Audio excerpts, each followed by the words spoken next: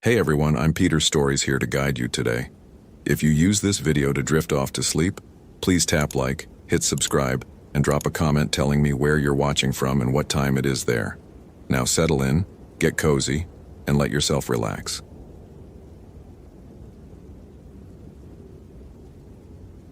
Location: Congaree National Park, South Carolina. Date: May 19th, 2013. The Congaree Swamp in May was a study in controlled chaos. The water from the Congaree River had receded from its flood stage, but remained elevated from the previous weeks of heavy rainfall. The landscape existed in a state of uncertain transition, part aquatic, part terrestrial, entirely inhospitable to anything that valued predictability. Justin Hale had been the primary ranger at Congaree for 5 years, long enough to understand that the swamp was less a destination and more a test of whether humans could accept environments that actively rejected their presence. The weather radio crackled at 6:30 a.m. with the standard morning forecast. High of 87 degrees, humidity at 94%, chance of afternoon thunderstorms. Isolated flooding possible in low areas. Heat index pushing into dangerous territory by midday. Justin filled his coffee mug, black no sugar, a habit from his time in the National Guard, and reviewed the visitor log. 14 people had checked in yesterday, 13 had checked out. One vehicle still remained in the parking area, a blue Honda Civic belonging to Allison Weber, age 26, who checked in at 4:15 p.m. yesterday for what was supposed to be a sunset boardwalk hike and evening paddle. The Congaree's boardwalk was one of the few safe ways to experience the swamp. It elevated visitors above the water, provided guaranteed solid footing, and included interpretive signs that explained the ecosystem. The evening paddle route was more challenging, a guided kayak trip that Justin or other trained rangers led occasionally. But Allison hadn't booked a guided trip. She'd apparently just wanted to paddle solo in the swamp at dusk, which was possible, but not advisable. Solo paddling meant no backup if something went wrong. Justin checked the sign-out board. Allison hadn't officially checked out yet, but given the time and her status, she was either still in the park or had left without filing proper paperwork. Justin made a note to follow up during his morning patrol. The ranger station sat at the park's boundary, a modest structure with equipment, radio equipment, and the small office where Justin spent roughly half his time managing administrative tasks that bureaucracy demanded. The park itself was relatively undeveloped. The Congaree was about protecting the forest, not facilitating recreation. But the visitors came anyway, drawn by the dramatic landscape and the sense of experiencing something genuinely wild. By 7 a.m., Justin was dressed in his standard ranger uniform, light brown shirt, lighter pants that could handle moisture, boots rated for wet terrain, and a radio clipped to his belt. The heat was already building. Even at this early hour, the air felt thick and substantial, moisture-laden and difficult to breathe. He did a radio check with the Beaufort district office about 40 miles away, confirmed his daily patrol schedule, and reviewed the week's incident log. Nothing major. A few minor injuries from mosquito bites and the occasional allergic reaction. One incident report about a visitor who'd become disoriented on the boardwalk and had to be guided back by another visitor. The morning patrol took Justin along the main access roads and to the boardwalk entrance. Everything was in order. The boardwalk was secure, the interpretive signs were undamaged, and the launch area for kayaks was clean and organized.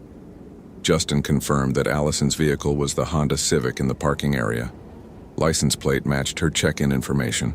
The vehicle was locked. Nothing appeared disturbed. He checked the weather again. The forecast remained consistent. Afternoon storms, heat, extreme humidity. The river level was high, but not at flood stage. Visibility on the water would be good. The swamp was clear in May before the full summer growth filled in every gap. By 9 a.m., Justin keyed his radio. "This is Ranger Hale at Congaree. I'm checking on a visitor who hasn't checked out yet. Vehicle registered to Allison Weber is still in the lot. Her check-in was yesterday at 16:15 for evening activities. I'm going to conduct a visual inspection of the park to confirm her status." The response came back. "Copy, Ranger Hale. Standard procedure. Keep us advised." Justin began by walking the boardwalk completely, checking for any sign of distress or injury. He looked for dropped items, torn clothing, Anything that would suggest something had happened. The boardwalk was empty except for early morning birds and the occasional splash of a fish in the water below. The weather was beginning to hot up. He could feel it, the pressure rising, the humidity intensifying. By 9:45 a.m., Justin was back at the parking area. Still no sign of Allison. He checked if there were any notes on her vehicle's windshield. Nothing. He peered through the windows. Her hiking boots were on the floor, suggesting she was wearing different footwear, likely paddling shoes. That meant she probably had gone on the water. Justin made a decision. He would paddle the main routes and search for her. If she'd capsized, she might be in trouble. If she'd gotten lost or disoriented, she might need assistance. The paddling routes covered about 6 miles of water, with several potential stopping points and scenic areas. He grabbed his own kayak from the ranger equipment area, loaded it onto his truck, and drove to the water launch. So, Allison Weber had been looking for something to shake her out of the monotony of her life in Colombia. At 26, she had a decent job in insurance, an apartment, a car, and the vague sense that she was wasting her existence on meaningless work and shallow relationships. A friend had mentioned the Congaree swamp, described it as genuinely remote, genuinely wild, genuinely different from the suburban existence that Allison felt trapped in. The evening light had been beautiful. Allison had paddled for about an hour, following the main water routes, stopping occasionally to look at wildlife or to simply exist in a landscape that was entirely unlike anything she knew. The swamp was alive in May. Birds everywhere, turtles sunning on logs, fish creating ripples in the still water. The smell was organic and ancient, decomposition and growth happening simultaneously. The cycle of life and death accelerated in the warm, wet environment. By 7:15 p.m., as the light began to degrade and the sky shifted from blue to orange to purple, Allison realized she should probably paddle back to the launch area. She'd been out for 3 hours. She hadn't brought lights. She knew paddling at night was dangerous, but the landscape was so beautiful in this light. The trees were silhouetted against the sky, creating shapes that looked almost like they'd been constructed specifically for this moment. Allison paddled a bit further, telling herself she'd turn around at the next clearing. The sun set faster than she expected. One moment there was amber light filtering through the trees, the next moment the world had shifted to deep purple twilight. Allison paddled with more urgency now, trying to navigate back to the main water route, trying to retrace her path. But the channels all looked similar in the darkness. The landmarks she'd noted on the paddle out were invisible now. By 8:30 p.m., Allison accepted that she was lost in the Congaree swamp after dark. This was not ideal. This was genuinely dangerous. But she also had her head about her. She had her kayak. She had her paddle. She could navigate along the water channels. And eventually, she would reach the main river. And the main river would lead her back to the launch area. She was paddling along what she thought was the correct channel when she heard the sound. It was a splash. Large. Something substantial had entered the water. Allison stopped paddling and listened. In the darkness, sound was unreliable. The splash had come from somewhere, but she couldn't determine where. Probably a big fish. The Congaree had catfish that could get large, and they occasionally broke the surface. Allison started paddling again. The sound came again, much closer this time. And again. Whatever it was moving through the water. Following her? Allison's rational mind said it was just a fish or perhaps an alligator. The Congaree had them, curious about the kayak and the human in it. Alligators generally avoided people. They were shy, unless they felt threatened, or if someone stumbled between a mother and her babies. Allison paddled faster. The water around her kayak became active. Things were moving beneath the surface. She could see the disturbances, small ripples and wakes that suggested multiple animals. Not one thing, several things. Or one thing that moved very quickly, creating multiple disturbances. "Hello?" Allison called out, immediately feeling foolish. What was she going to do? Have a conversation with a fish? The splashing stopped. The water became still. And in that stillness, Allison heard something else. A sound that was almost like a growl, but not quite. something between a cat's hiss and a larger animal's roar. It came from somewhere near the water's surface, close to her kayak. Allison paddled hard back the way she'd come. Fear was overriding her rational assessment of the situation. Something in the water was not behaving like a normal congaree animal. The sound, the hunting pattern, the sense of intelligent pursuit. It was triggering something ancient in her brain that told her to escape. She paddled for what felt like an hour, but was probably only minutes. Her arms burned. Her breathing was ragged. She was navigating by memory and intuition, trying to find her way back to the main river, trying to put distance between herself and whatever was in the water. The sound followed her, always at a distance, always just at the edge of her hearing and perception. It was tracking her. She was certain of it. The way it would go silent when she stopped would resume when she paddled. It was following the kayak, learning her pattern, studying her movements. Allison reached what she thought was the main water channel around 9:30 p.m. The sky had become almost completely dark. There was enough starlight to see vague shapes, but details were invisible. She paddled along what she believed was the correct direction, toward where the launch area should be, trying to maintain her composure and not panic. It was then that she heard the voice. "Hey, hello, can anyone hear me?" A human voice, another person.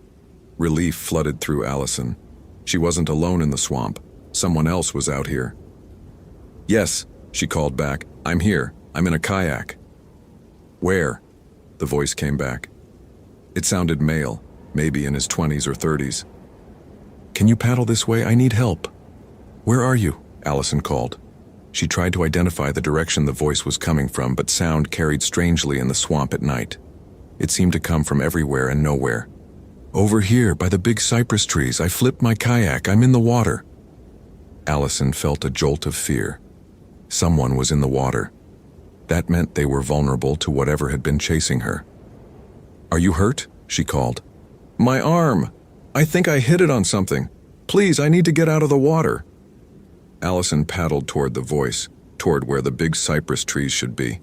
She could make out larger shapes now, the distinctive silhouettes of the massive old cypress trees that grew in the congaree's deeper water. She paddled between two of them and looked around. She couldn't see the person. "Hello?" she called. "Where are you?"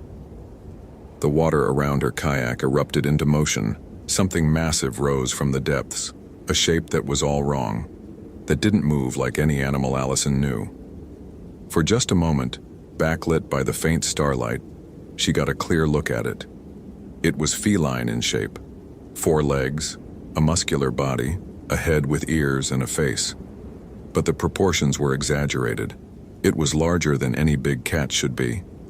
And its eyes caught the light and threw it back at her with an intelligence that was absolutely terrifying. The creature made that sound again, that almost roar that was almost hiss. And Allison understood with complete clarity that it had been imitating the voice. It had learned human speech. It had mimicked a drowning person to lure her toward it. Allison paddled backward hard. The creature moved with her, staying roughly the same distance away, as if it was playing with her, testing her, evaluating her as prey. "No," Allison whispered. She couldn't process what she was seeing. The thing in the water was impossible. And yet there it was, pacing her kayak, studying her with eyes that held ancient intelligence. It made the sound again, and this time she could hear the mockery in it. The creature was enjoying this. It was toying with her the way a cat played with a mouse. Allison paddled as hard as her exhausted arms could manage. The creature didn't chase her immediately. It let her go, let her paddle ahead, and then it followed. She could hear the splash of it moving through the water, always behind her, always at approximately the same distance, herding her deeper into the swamp instead of toward the launch area. Justin launched his kayak at 10:15 p.m. The water was black beneath him, reflecting only the stars and the thin crescent of moon that had risen above the trees. The darkness was almost absolute. He could barely see 10 meters ahead. But the main water channels were familiar enough that he could navigate them by memory and the feel of the water beneath his paddle. He paddled with a purposeful rhythm, calling out Allison's name occasionally, listening for any response.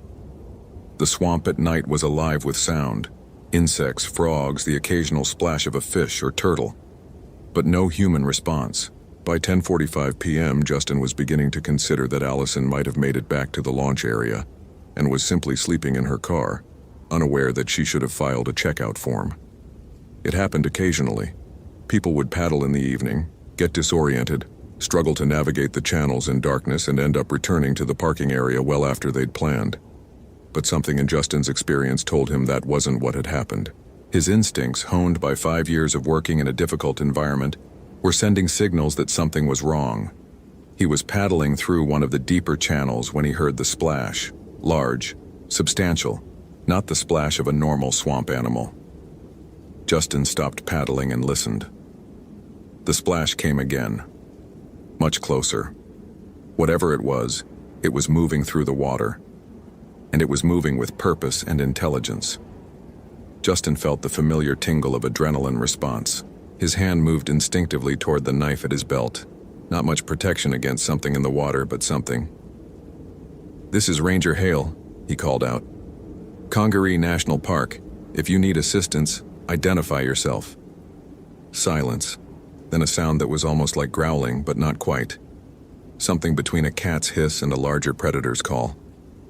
Justin's kayak suddenly felt very small and fragile. The water beneath him, which had seemed merely dark and obscuring moments ago, now felt hostile. He began paddling back the way he'd come, toward the launch area and open water where visibility would be better. Behind him, he heard the splashing resume. Something was following him. Something that knew how to move through the water with efficiency and purpose. Justin paddled faster, his muscles burning with exertion, his breath coming in hard gasps. The thing behind him matched his pace. It wasn't trying to catch him. It was hurting him. Justin understood that with absolute certainty. Whatever was in the water was intelligent enough to predict his movements, to understand that he would flee toward the launch area, to know the geography of the swamp better than any human possibly could.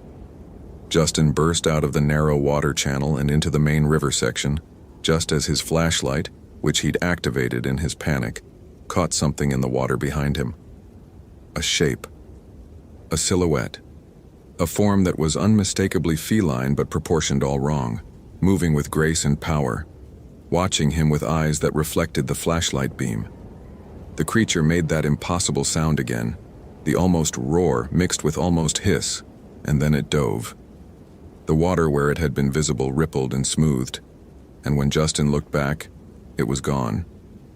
But the sound of it moving through the deep water continued, always keeping pace, always at the edge of his perception. Justin reached the launch area at 11:30 p.m. and hauled his kayak onto the bank with shaking hands. He pulled out his radio immediately. "This is Ranger Hale. Emergency situation at Congaree. I'm at the launch area. I encountered something in the water. Large predator, possibly. Immediate threat level is unclear but significant. Requesting support." The response came back within seconds, the dispatcher's voice sharp with concern. "Copy, Ranger Hale. Are you injured?" "Negative. Not injured. But I encountered a large animal in the water. It was following me. It didn't attack, but it was hurting me, pursuing deliberately. I've never encountered anything like it in the Congaree." "Do you think it's a gator?" "No. Gators don't behave like this. This thing was intelligent. It was hunting. Are you hearing my location?" "Confirmed.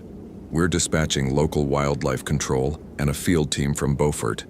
ETA 45 minutes. Stay at the ranger station. Do not return to the water." "Understood." Justin gathered his equipment and walked quickly back to the ranger station, every nerve in his body screaming that something was following him. He locked the doors once inside and pulled up the incident files on his computer. Missing person in the Congaree could mean several things: accident, injury, getting lost. But the creature he'd encountered, the intelligent predator in the water, suggested something different. Allison Weber's vehicle was still in the parking area. Her missing checkout suggested she was still in the park. And if that thing was hunting in the water, if it had demonstrated intelligence and the capacity to follow and stalk prey, Justin didn't want to complete that calculation. Wildlife Control and the local field team arrived just before 1 a.m. They found Justin at the ranger station, exhausted and tense. He gave them a full report of his encounter, though he was careful about certain details. He didn't mention the intelligence in the creature's eyes. He didn't mention how it had herded him deliberately. He presented it as a large predator encounter that had frightened him enough to abort his search. The official response was skeptical.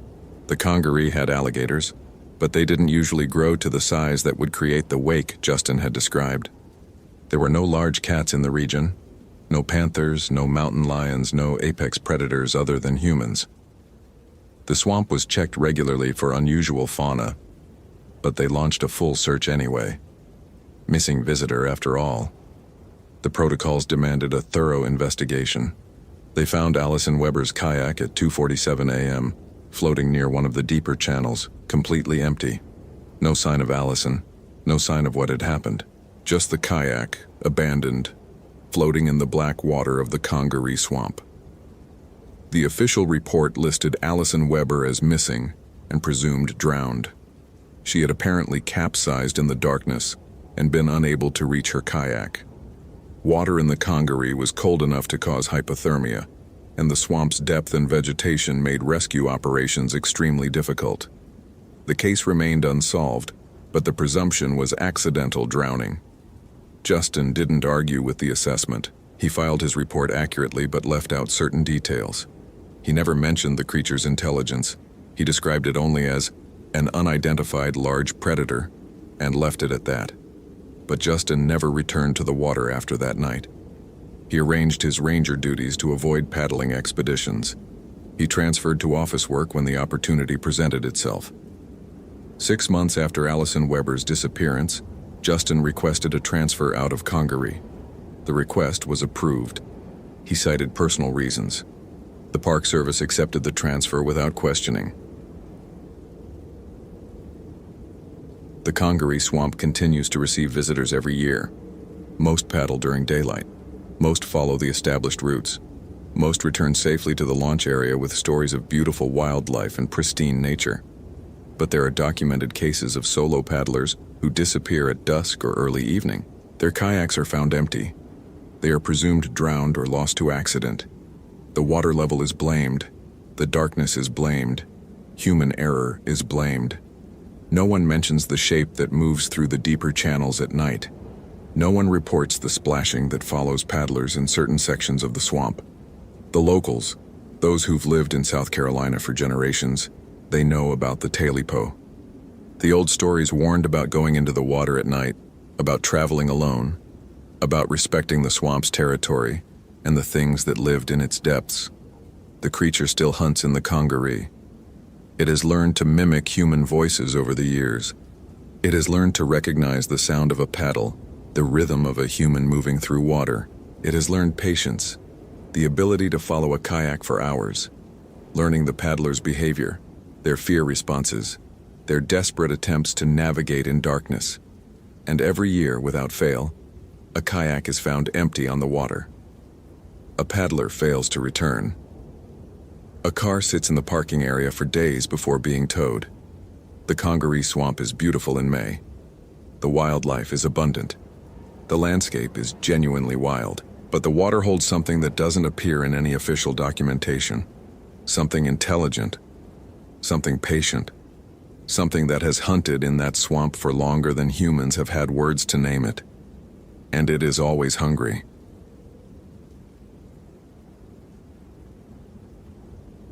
Location: Great Basin National Park, Nevada. Date: July 31st, 2016. The thermometer on the ranger station porch read 94 degrees Fahrenheit at 0600 hours, and it was still climbing. Austin Fletcher had worked at Great Basin National Park for 5 years, long enough to understand that July heat in the Nevada high desert was a kind of violence. Not the dramatic violence of thunderstorms or rock falls, but the slow, patient violence of a landscape that was fundamentally hostile to human life.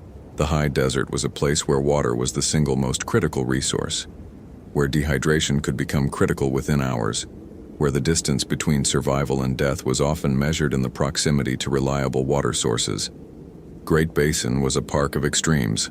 The elevation ranged from roughly 4,000 feet in the lower valleys to over 13,000 feet at the peak of Wheeler Peak.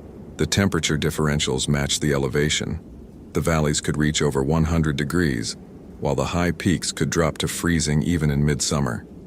Water sources were scattered and unpredictable. Some were reliable year-round. Others were seasonal or dependent on snowmelt.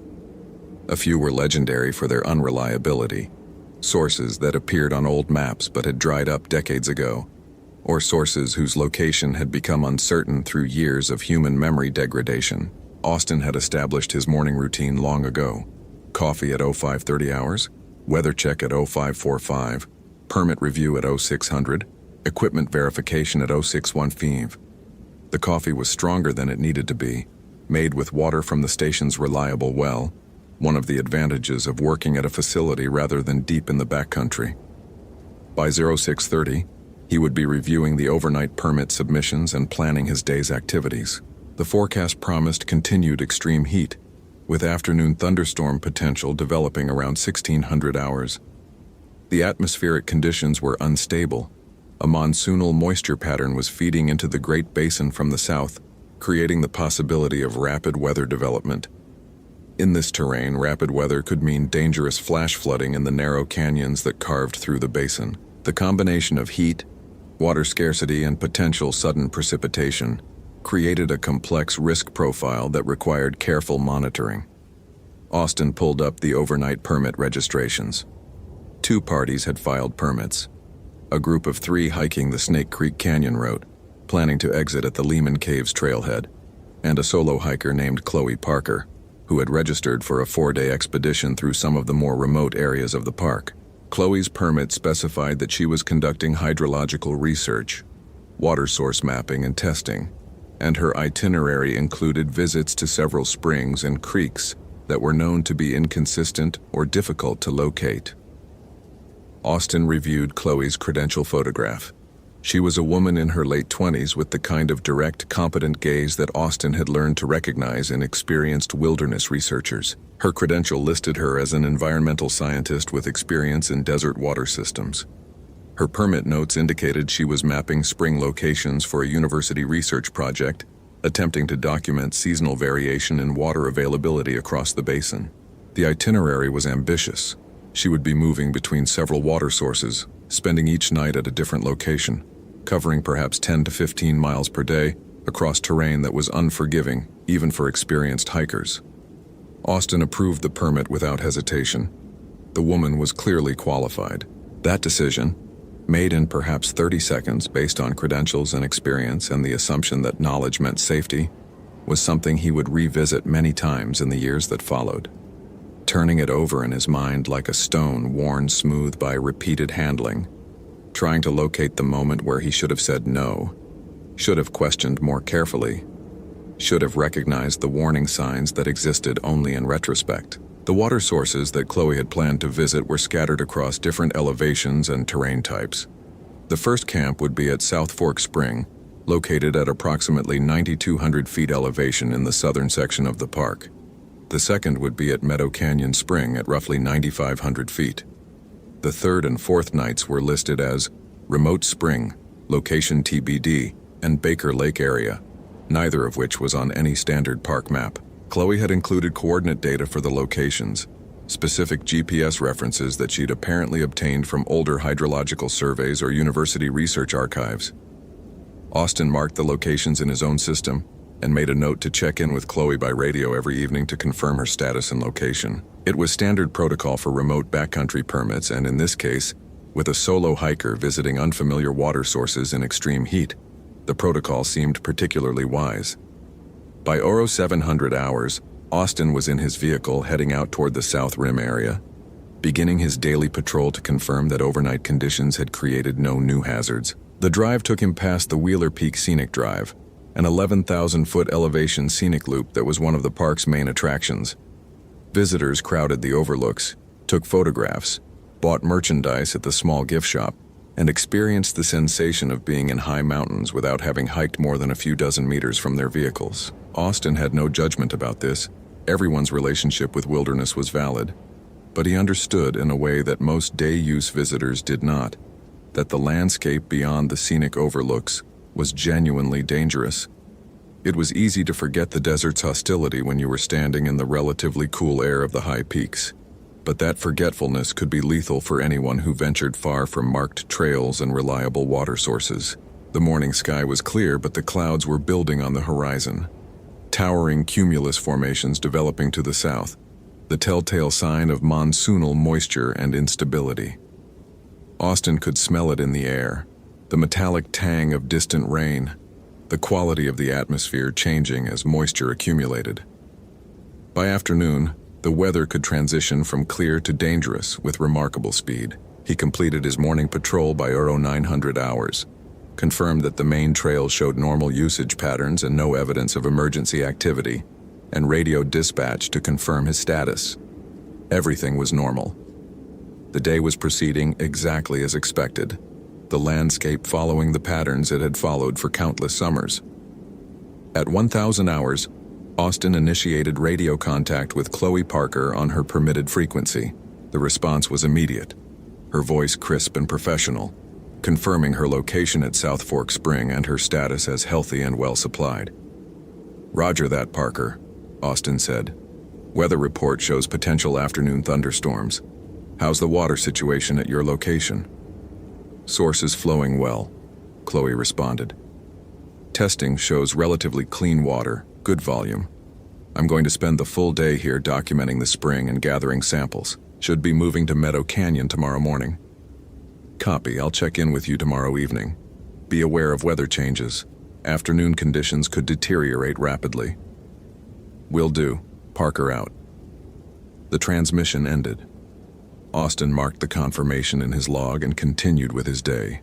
Administrative work, equipment maintenance, route planning for the following day's patrols. The morning passed into afternoon. The clouds continued to build. The temperature remained in the high 80s, the heat radiating from the ground even as the shadows of the cumulus formations occasionally provided brief, precious intervals of shade. At 1600 hours, the first thunderstorm arrived. It was a brief, intense system, lightning and thunder and wind for perhaps 30 minutes, then clearing as rapidly as it had arrived. Austin tracked the storm on his monitoring equipment, noting that it had passed through the lower elevations and moved eastward, missing the higher peak areas entirely. The rain had been substantial but brief, not enough to create flash flooding in the narrow canyons, though it would have temporarily increased water flow in the creeks and springs.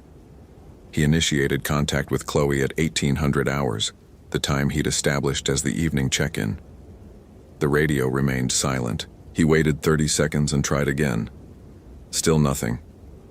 Austin didn't immediately escalate to emergency status. Radio reception at high elevations and in canyon areas could be spotty. Perhaps Chloe was in a location where the signal wouldn't transmit. Perhaps she'd turned off her radio to conserve batteries. Perhaps she was occupied with her research and hadn't heard the call. He tried again at 1830 hours, at 1900 hours, at 1930 hours. By 2000 hours, Austin was beginning to process that something might be genuinely wrong. He activated the emergency channel and attempted contact using the protocol for a potentially missing permit holder. Still no response. Austin checked the evening weather report. No additional storms were forecast. The conditions were stable. The night would be cold, dropping into the 50s or low 60s at the elevation where Chloe was camping, but well within acceptable ranges for someone with proper equipment, and her permit indicated she was carrying all necessary cold weather gear. He filed a preliminary concern report with dispatch and marked Chloe's status as unable to establish contact. If he couldn't reach her by the next evening, he would initiate a formal search. Chloe Parker had reached South Fork Spring at approximately 1300 hours after a 4-mile hike from the trailhead. The spring was exactly where her research sources had indicated it would be, a reliable water source emerging from the limestone, flowing down canyon to create a small creek that eventually drained into the basin proper. The water was cool and clear, running with sufficient volume to suggest a stable underground source rather than a seasonal flow. She'd spent the first several hours conducting her research protocol, measuring water flow, testing pH and mineral content, collecting samples in sterile containers, documenting the spring's location with GPS and traditional mapping. The work was methodical and absorbing, exactly the kind of detailed field research that she enjoyed.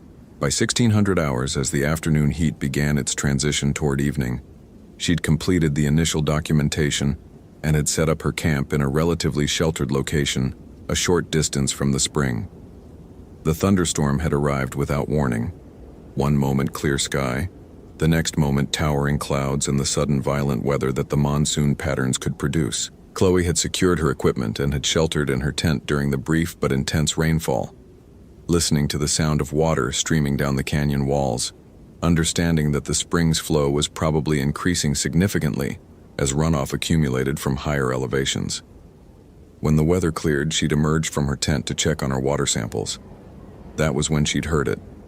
It was a sound like a baby crying, not distant, close, perhaps 50 meters away, coming from the direction of the spring.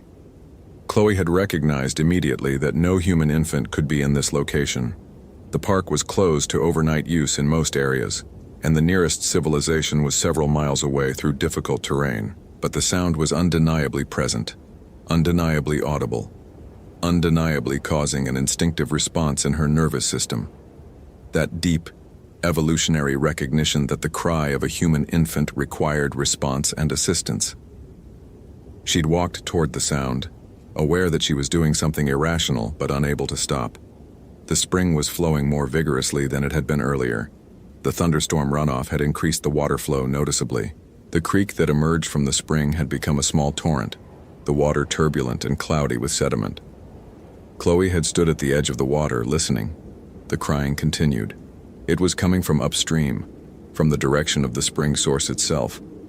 Chloe had followed the sound, climbing over rocks, moving carefully through the canyon, aware that the terrain was treacherous, but unable to override the compulsion to find the source of the crying infant.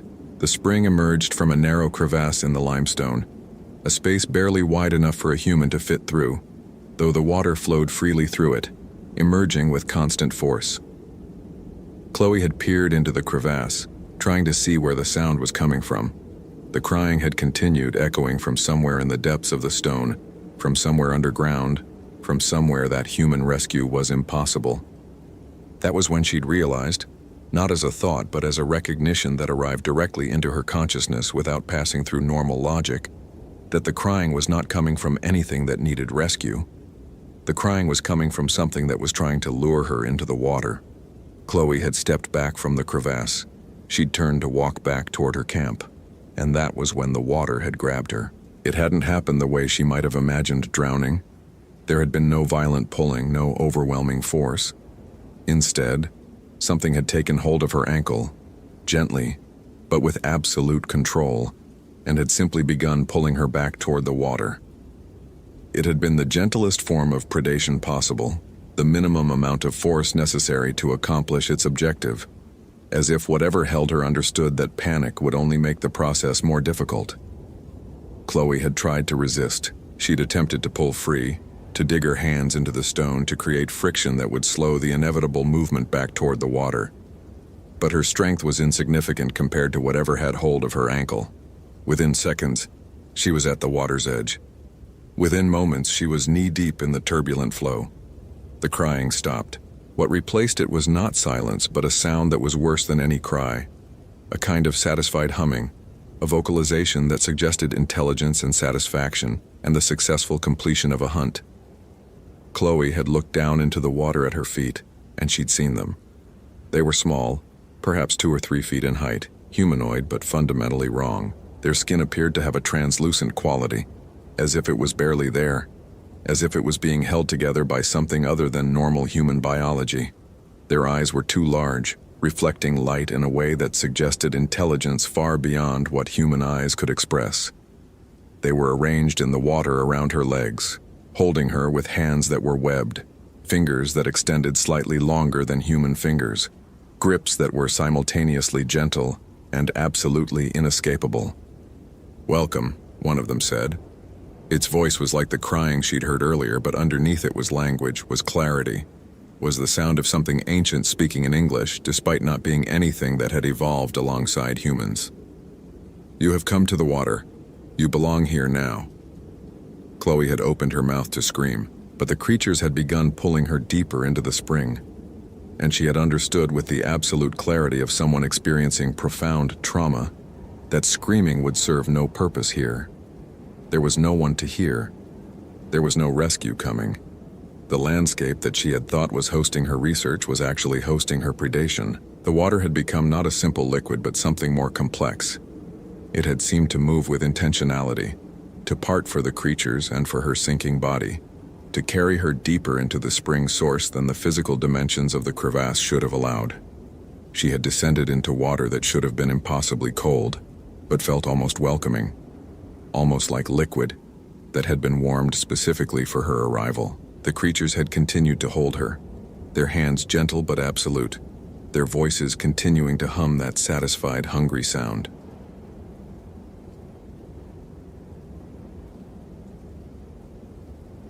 Austin made the decision at 0600 hours the following morning to drive out toward South Fork Spring and conduct a physical search. Chloe's failure to respond to radio contact, combined with her solo status and remote location, elevated the concern to a level that justified active investigation rather than further waiting. The drive to the South Fork trailhead took 20 minutes. The morning was already hot, the thermometer in his vehicle reading 82 degrees at 6:30 hours. The sky was clear, but Austin could see the building cumulus clouds on the horizon again, the monsoonal pattern continuing to feed moisture into the basin. Another afternoon of thunderstorm potential. He hiked the 4-mile route to the spring at a steady pace, moving quickly but carefully, aware that the terrain was hazardous and an injury would create cascading complications. He reached Chloe's camp at approximately 07:45 hours. The tent was there. Her equipment was arranged methodically. Her backpack was positioned near her sleeping area. Her water bottles were stacked in an organized fashion. Everything was present, except Chloe herself. Austin approached the camp carefully, looking for any sign of disturbance, any indication of what had occurred. The ground around the camp showed no evidence of struggle or violence. There was no indication of a medical emergency, no blood, no signs of injury, no evidence of panic. He activated his radio. "Dispatch, this is Unit 1 on site at South Fork Spring. Permit holder's camp is established and intact, but the permit holder is not present. Equipment appears undisturbed. Requesting guidance." "Copy. Unit 1. What's your assessment?" Austin looked at the camp, then at the surrounding canyon. "Uncertain. No signs of emergency. She may have gone to investigate the water sources more thoroughly. I'm going to check the immediate area around the spring." "Copy. Stand by." Austin moved toward the spring, following the creek that emerged from the limestone crevasse. The water was flowing well, faster than it would naturally flow from just the spring source. Runoff from yesterday's thunderstorm was still contributing to the flow. Austin examined the area carefully, looking for any sign that Chloe had been here. The ground near the spring showed boot prints, multiple impressions, suggesting that someone had walked this route several times. The prints led to the water's edge and then stopped. They didn't continue along the creek bank. They didn't lead back toward camp. They simply ended at the water, as if Chloe had walked to that point and then ceased to exist. Austin activated his radio again. "Dispatch, permit holder's tracks lead to the spring and terminate at the water's edge. No continuation.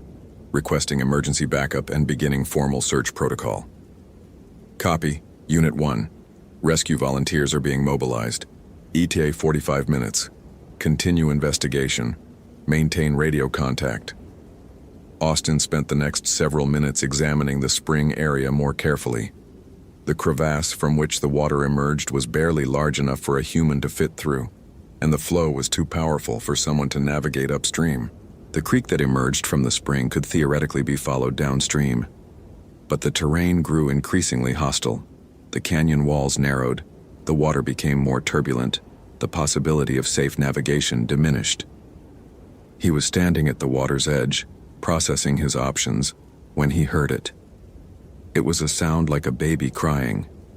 It was coming from the direction of the spring, from somewhere in the water, or from somewhere beyond the crevasse in the limestone. Austin's rational mind immediately provided explanations. A bird call, wind through stone, his own nerves creating auditory hallucinations. But his instincts were responding with immediate fear, with a visceral understanding that the sound should not exist in this location. The crying continued. It grew slightly louder. It seemed to be moving, shifting position, as if something was moving through the water toward him. Austin stepped back from the spring. The crying became slightly less distinct. He continued backing away, moving toward the creek bank, putting distance between himself and the water source. That was when he heard Chloe's voice. "Austin, is that you? I need help. I'm in the water. Something happened." Austin froze. The voice was unmistakably Chloe Parker. He'd heard her on the radio, knew her voice tone and cadence. But she was calling from the direction of the water, from somewhere in the turbulent flow emerging from the spring. "Chloe?" Austin called back. "Where are you? Can you get out of the water?" "I can't," the voice said. The words were becoming clearer, more distinct, even as the accent and tone remained subtly wrong. "I'm trapped. Something has hold of me. I need you to help. Come to the water. Please." Austin's training told him this was wrong. A person who was physically trapped in water and couldn't escape would not be calling for help in such a calm, composed voice. A person in genuine distress would show panic, would be gasping, would display the characteristic signs of someone in immediate danger. But his instinct to help was profound. His understanding of his role as a ranger was that rescuing people in distress was his primary responsibility. He moved back toward the water. "Chloe, I need you to stay calm. I'm going to try to reach you. Tell me exactly where you are." "In the water," the voice said. "Come into the water. It's not cold. It's not dangerous. You just have to come to me." Austin reached the water's edge. He could see nothing in the turbulent flow that would explain where Chloe was or how she could be calling from such a location. But he could hear her voice clearly, calling to him, telling him to come deeper, promising that everything would be all right if he just waded in. He was reaching down to touch the water when his radio crackled to life. "Unit 1, where are you? We have rescue volunteers arriving at the trailhead. What's your status?" Austin straightened. His hand, which had been descending toward the water, retreated. He activated his radio. "Dispatch, I'm at the spring location. I've made radio contact with the permit holder. She appears to be in the water, but I can't determine her exact position. Sending coordinates now." He marked his location, transmitted the data, and waited for the rescue team. The voice calling from the water continued. Chloe's voice perfectly mimicked calling to him, begging him to come deeper, promising safety and reunion. Austin did not go into the water.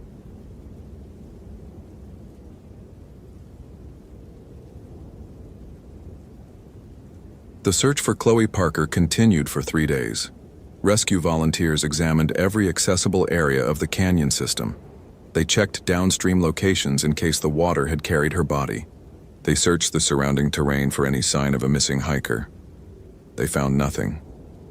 Chloe's equipment remained at the camp. Her samples remained in their collection containers. But Chloe herself had simply ceased to exist in any manner that could be recovered or documented. The official report cited presumed drowning in unknown circumstances and body likely carried downstream by heavy runoff. Austin's account of the voice calling from the water was noted in the report as ranger experiencing extreme stress.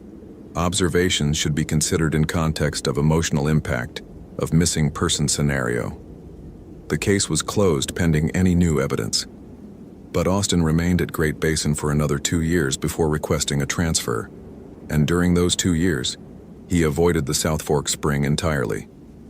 He avoided any canyon with a reliable spring or water source. He avoided the high desert in July, when the thunderstorm patterns could develop suddenly and the heat could drive people toward water with desperation. He began keeping careful records of other disappearances in the area. hikers and researchers who had vanished near water sources throughout the basin's history. The records suggested a pattern: disappearances clustered around specific water sources, the victims almost always people who were alone, the circumstances almost always involving that person being found missing at a water source, despite no evidence of accident or drowning. The official explanations were reasonable: heat stroke, disorientation, accidental drowning. All of these were plausible in the harsh desert environment. But Austin understood, in a way that he could never adequately explain to anyone else, that the explanations were wrong. The water sources in Great Basin held something old, something that had survived in the isolated springs for longer than humans had inhabited the desert. The creatures called water babies in the Paiute folklore that Austin had begun to research obsessively were not folklore. They were real. They were patient. And they had decided that Chloe Parker belonged to them now. Years later, after Austin had transferred to a park in the Pacific Northwest and had supposedly left the Great Basin behind, he would still hear the sound sometimes. The crying of an infant, perfectly mimicked, coming from shower drains and faucets in any body of water that existed in his vicinity, and he would understand that the creatures had learned his voice, had practiced their mimicry of his presence, and were waiting for him to eventually return to a place where water was present and he was alone. The sound of the crying would follow him for the rest of his life. In some places it was distant. In other places it came from directly beside him. The creatures were patient. They could wait for years. They could wait for decades. They had waited for thousands of years before Chloe Parker walked into their territory. They would wait for Austin too. And eventually, perhaps, he would become tired of waiting. Perhaps he would decide to answer the voice that called his name from the water. Perhaps he would wade in, just far enough to see if what it was saying was true, just far enough to understand what had happened to Chloe Parker, just far enough to find the thing he'd lost when he'd walked away from South Fork Spring alive. The water sources in the Great Basin continue to exist, their locations marked on maps, their water tested regularly by researchers who remain unaware of what dwells in the spaces beneath the surface. And somewhere in that water, in the depths of springs that should be simple and harmless, Chloe Parker still exists, changed into something other than human, speaking in voices that are not her own, calling out to the hikers and researchers who approach water sources during heat waves and emergencies. She is not alone in the water. The creatures that took her have company. Decades or centuries of other voices, other victims, all of them calling together, creating the symphony of infant cries that has driven so many rescuers toward the water, thinking they were coming to save human lives, not understanding that they were simply walking into the domain of something far older and far hungrier than anything they could comprehend. The desert is patient. The water is patient. And in the high basin where ancient springs flow through limestone that remembers the ages, the creatures continue their eternal hunt for those who become desperate enough to believe that salvation might come from drinking what dwells in the depths.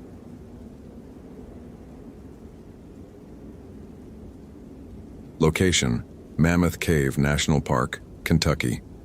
Date: January 15, 2011. The cavern entrance was a black mouth in the limestone hillside, exhaling cold air that carried the smell of deep earth and geological time. Christopher Mercer stood at the threshold, his caving lights off for the moment, letting his eyes adjust to the transition from winter daylight to the absolute darkness that began just beyond the portal. The temperature at ground level was mild, mid-40s, but descending into Mammoth Cave meant moving into a more consistent environment.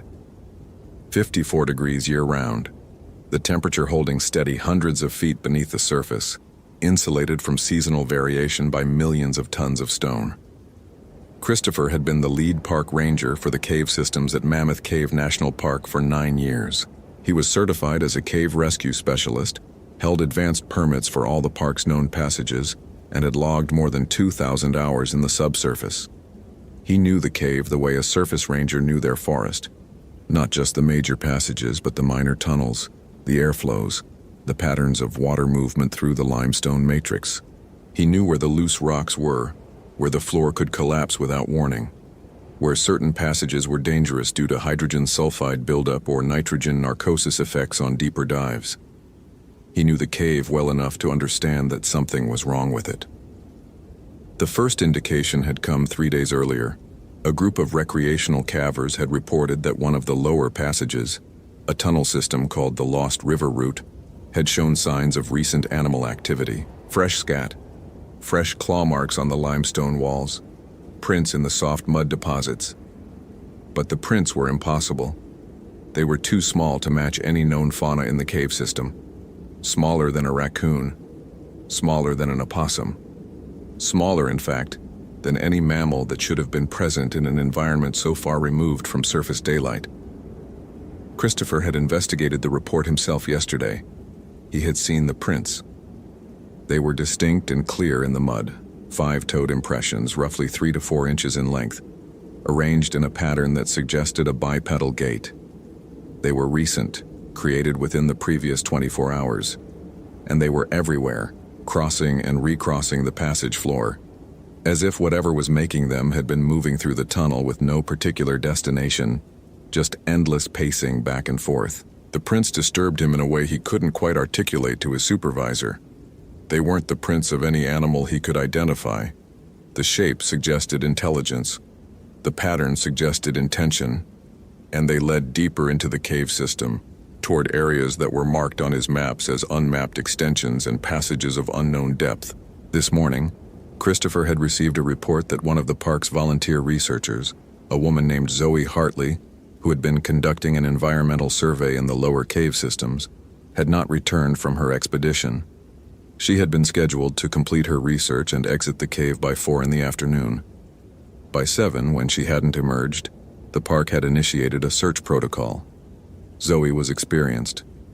She had been working in the cave for 6 weeks, doing weekly research expeditions to collect water samples and document microbial populations in the deeper passages. She knew the routes. She carried emergency communication equipment, a decked digital system that was designed to work through most cave networks by bouncing signals off stone. She had been careful about following safety protocols, and yet at some point in the afternoon of January 15th, Zoe had become unreachable, and by evening she had become missing. Christopher switched on his primary light, a 300-lumen LED mounted on his helmet, and descended into the cave. The passage beyond the entrance opened into a chamber roughly 40 feet wide and 60 feet tall. The ceiling was lost in shadow even with the brightness of his lamp. The walls were formations of flowstone and calcite, sculpted by water that had been dissolving limestone for 10,000 years. The air was cold and absolutely still, the kind of stillness that only existed in places where wind had never blown, where the only movement was the slow, patient work of erosion and the rare intrusion of human exploration. The sound of his footsteps echoed off the stone walls, multiplied and distorted by the cave's acoustics. Every movement became amplified, turned into something larger and stranger than the actual event. When he moved his equipment, when he shifted his weight, when he adjusted his backpack, all of it returned to his ears transformed, made to sound like something else entirely. He was an hour into his descent when he found Zoe's equipment. Her backpack was sitting on a limestone outcropping beside one of the major passage intersections. Her research bag was opened, the contents partially scattered, water collection bottles, temperature gauges, sample containers. Her notebook was there, the pages filled with data and observations, but Zoe herself was not. Christopher photographed the scene and called on his communication device. "Dispatch Unit 7, I've located the missing researcher's equipment in the mid-level passage, approximately 1.2 miles from the entrance. No sign of the subject. Equipment is intact but scattered. Beginning expanded search." The response came back clear but distant, carried through the stone network that surrounded him.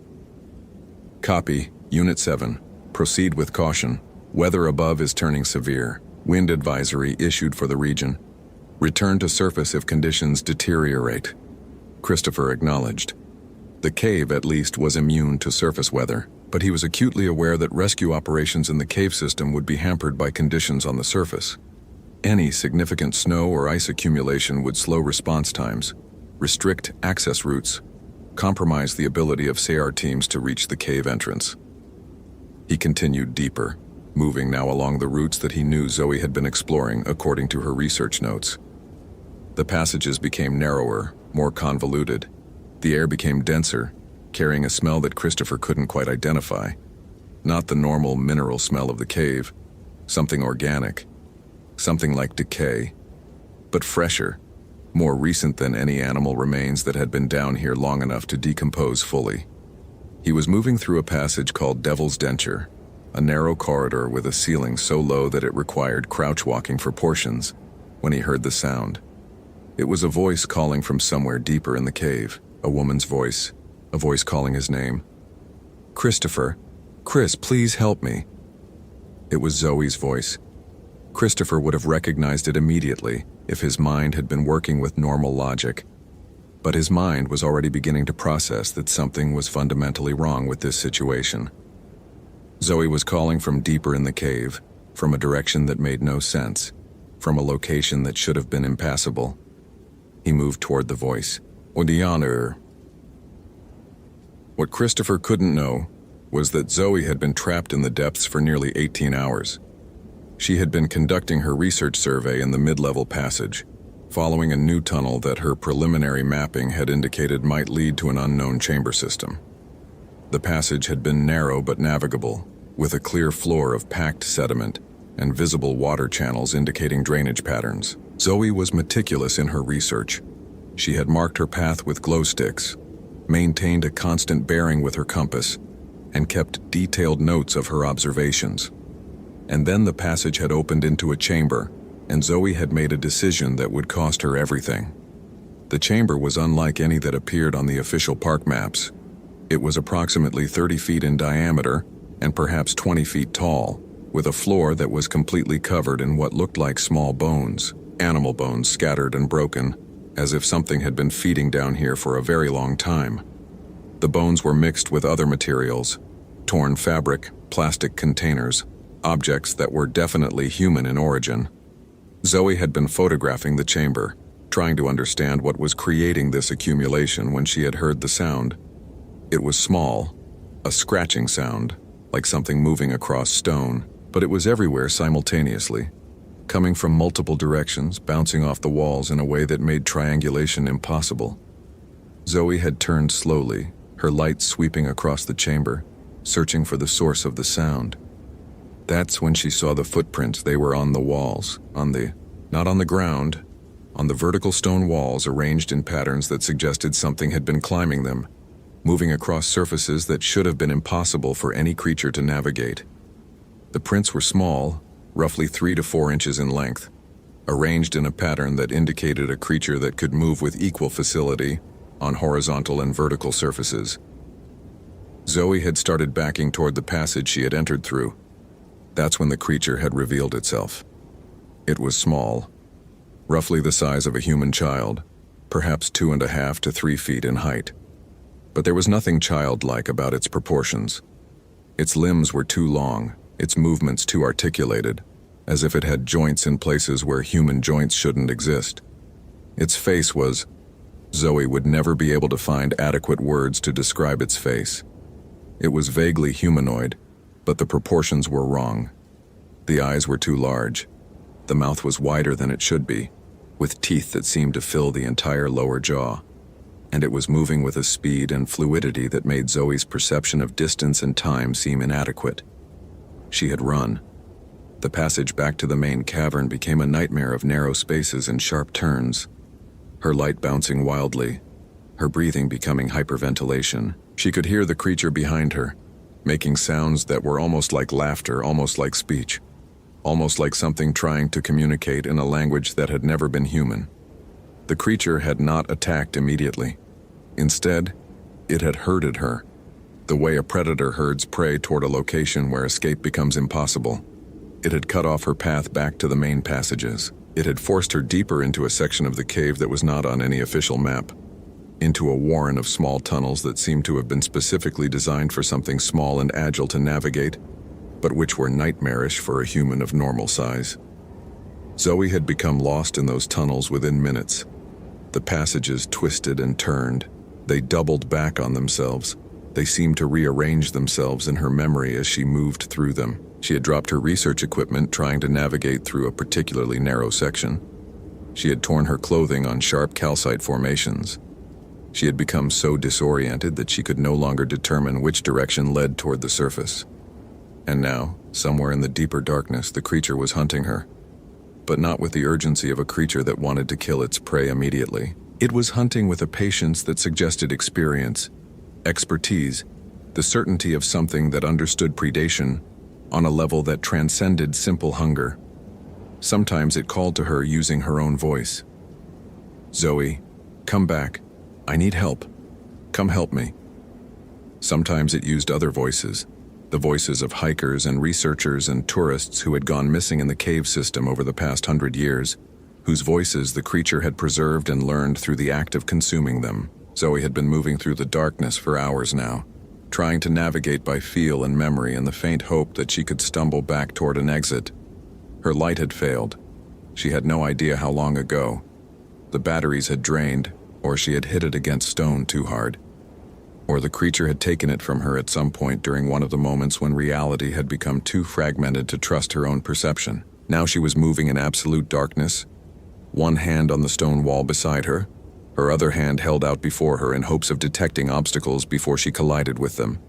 And the creature was still there, still calling to her using voices that seemed increasingly familiar, still hurting her, driving her deeper, towards some destination that the creature understood but that Zoe could not conceptualize. She had begun calling for help, calling for anyone. The echoes in the cave made it seem as if her voice was coming from all directions simultaneously. She had begun to understand that the cave itself was working against her.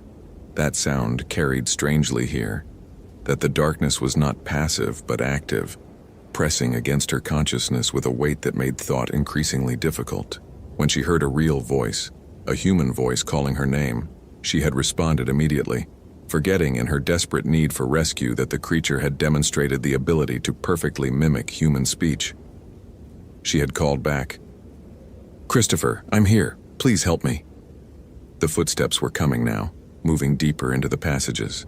Zoe could hear them echoing off stone, could hear the sound of equipment being adjusted, could hear breathing that was definitely human, and therefore definitely not the creature that had been hunting her. But the creature was still there. She could feel it. She could sense its presence in the darkness beside her, moving with that terrible fluidity, using the approaching ranger as a new prey item, herding both of them now toward some terminus that the creature had planned long before either human had entered these caverns. Christopher found Zoe approximately 2 kilometers deeper into the unmapped passage system. She was sitting against a wall of stone, her clothing torn and filthy, her hair matted with cave sediment and blood. She looked up at his light with eyes that had taken on a quality of absolute despair. "Don't come any closer," she said. "It's here. It's always here. It's been hurting us deeper. It wants us to go deeper." Christopher knelt beside her, assessing her physical condition. Her vital signs were concerning. Hypothermia developing, dehydration, signs of trauma and stress. But she was alive. She was conscious. She was communicable. "I'm going to get you out of here," Christopher said. "Can you walk? Can you move?" "It won't let us leave," Zoe said. "It's been doing this for a long time. It keeps the bones. It feeds on the bones and the meat and the voices. It preserves the voices." As if in response to her words, Christopher heard something. A sound like small feet moving across stone. Multiple feet moving in unison, moving fast, moving from multiple directions simultaneously. The sound was coming from above, from the sides, from passages that he hadn't even noticed in the darkness. When his light caught movement, he saw them. They were small, roughly the size of human children, but with proportions that were fundamentally wrong. There were at least 4 of them, maybe more. The darkness made accurate counting impossible. They moved with a fluidity that suggested a coordination that came from long practice, a choreography that suggested they had hunted together for a very long time. The largest one, the one in front, tilted its head and made a sound. A sound that was almost like human speech, but not quite. A sound like someone trying to pronounce human words using a mouth that was shaped for something completely different. "Welcome," the sound seemed to say, though Christopher knew that was impossible, that his mind was interpreting animal noise as human language. "Welcome to the deep dark. Welcome to the place where we live. Welcome to the place where all voices eventually come." Christopher understood in that moment what had happened to Zoe. He understood that she was not what she appeared to be, that the creature had been using her as a lure, as a way to draw him deeper into the cave system, and he understood that there was no way out, that the creatures had been living in these caves for centuries, possibly longer, feeding on the lost and the isolated, preserving voices, learning languages, becoming more sophisticated at the art of predation with each human they consumed. The creatures moved toward them. Christopher grabbed Zoe's arm, pulling her up, trying to move back toward the main passages. But the creatures had already cut off the retreat. They were everywhere, in the shadows, in the darkness beyond his light, in passages that seemed to exist partially in dimensions that human perception could barely access. When the smallest creature reached toward him with hands that were small but covered in claws, Christopher finally understood that every instinct telling him to run, every drive to fight, every attempt to survive, was exactly what the creatures wanted. The escape attempts, the struggle, the desperation, all of it was part of the predation. All of it was adding new dimensions to how the creatures understood human behavior, how they would improve their hunting techniques for the next incursion of humans into their domain. He stopped struggling. He stood still in the darkness, his light illuminating the creatures that surrounded him. And when the smallest one reached up and touched his face with claws that were surprisingly gentle, Christopher closed his eyes. The official report on the disappearance of Christopher Mercer and Zoe Hartley concluded that both individuals had become lost in an unmapped section of the cave system. Christopher had apparently been attempting a rescue operation when both parties became trapped by unstable cave formations and structural collapse. Their bodies were never recovered, the passages in question being too dangerous to explore comprehensively. The park issued a statement recommending that recreational cavers avoid the unmapped extension tunnels in the mid-level passage. Several sections were cordoned off. Warning signs were posted. Official policy was updated to restrict research expeditions to mapped areas only. But the park rangers who worked in Mammoth Cave knew something was wrong. They knew because they would sometimes hear voices in the depths when they were working alone. Voices calling from impossible locations. Voices that sounded almost like people they knew.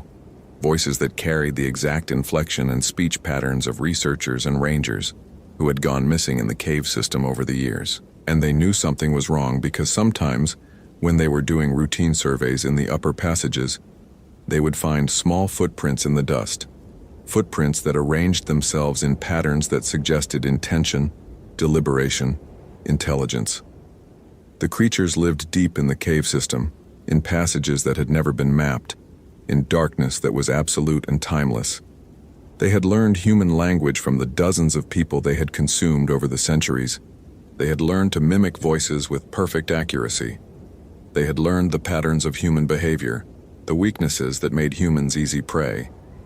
And they waited, with the patience of things that had no concept of time, for the next explorer to venture into their domain, the next researcher, the next ranger, the next curious human who wanted to understand the mysteries of the underground. In the deep dark of Mammoth Cave, below the mapped passages in chambers that would never appear on any official map, the creatures moved through their domain. They passed around what remained of Zoe and Christopher, what they hadn't yet consumed, what they were preserving carefully because the bones and the flesh and the organs would sustain them for months, perhaps years, until the next opportunity for fresh prey presented itself. And in those depths, in that absolute darkness, voices echoed, voices that had belonged to humans that now belonged to the creatures, that called from the abyss in the hope that someone, anyone, would come down to investigate, would come down to help, would come down to join the chorus of the lost in the place where daylight had never penetrated, where hope had no meaning, where the only truth was hunger and the patient predation of creatures that understood that humans eventually always came looking for what they had lost.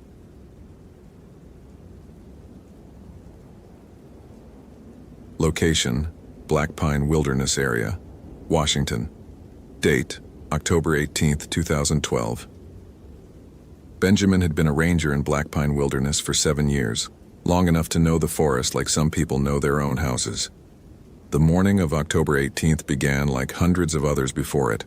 Overcast skies, temperature hovering just above 50 degrees, that particular smell of Pacific Northwest autumn settling into everything.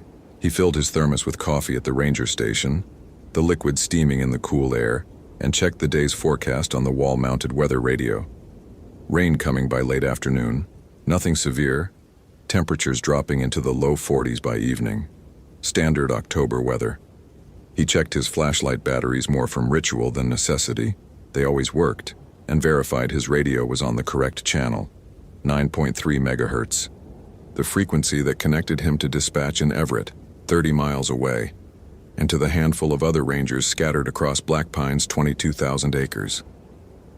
The Black Pine Wilderness Area sprawled across the western foothills of the North Cascades, a patchwork of old-growth forest and subalpine meadows that most people never saw. It didn't have the fame of nearby national parks.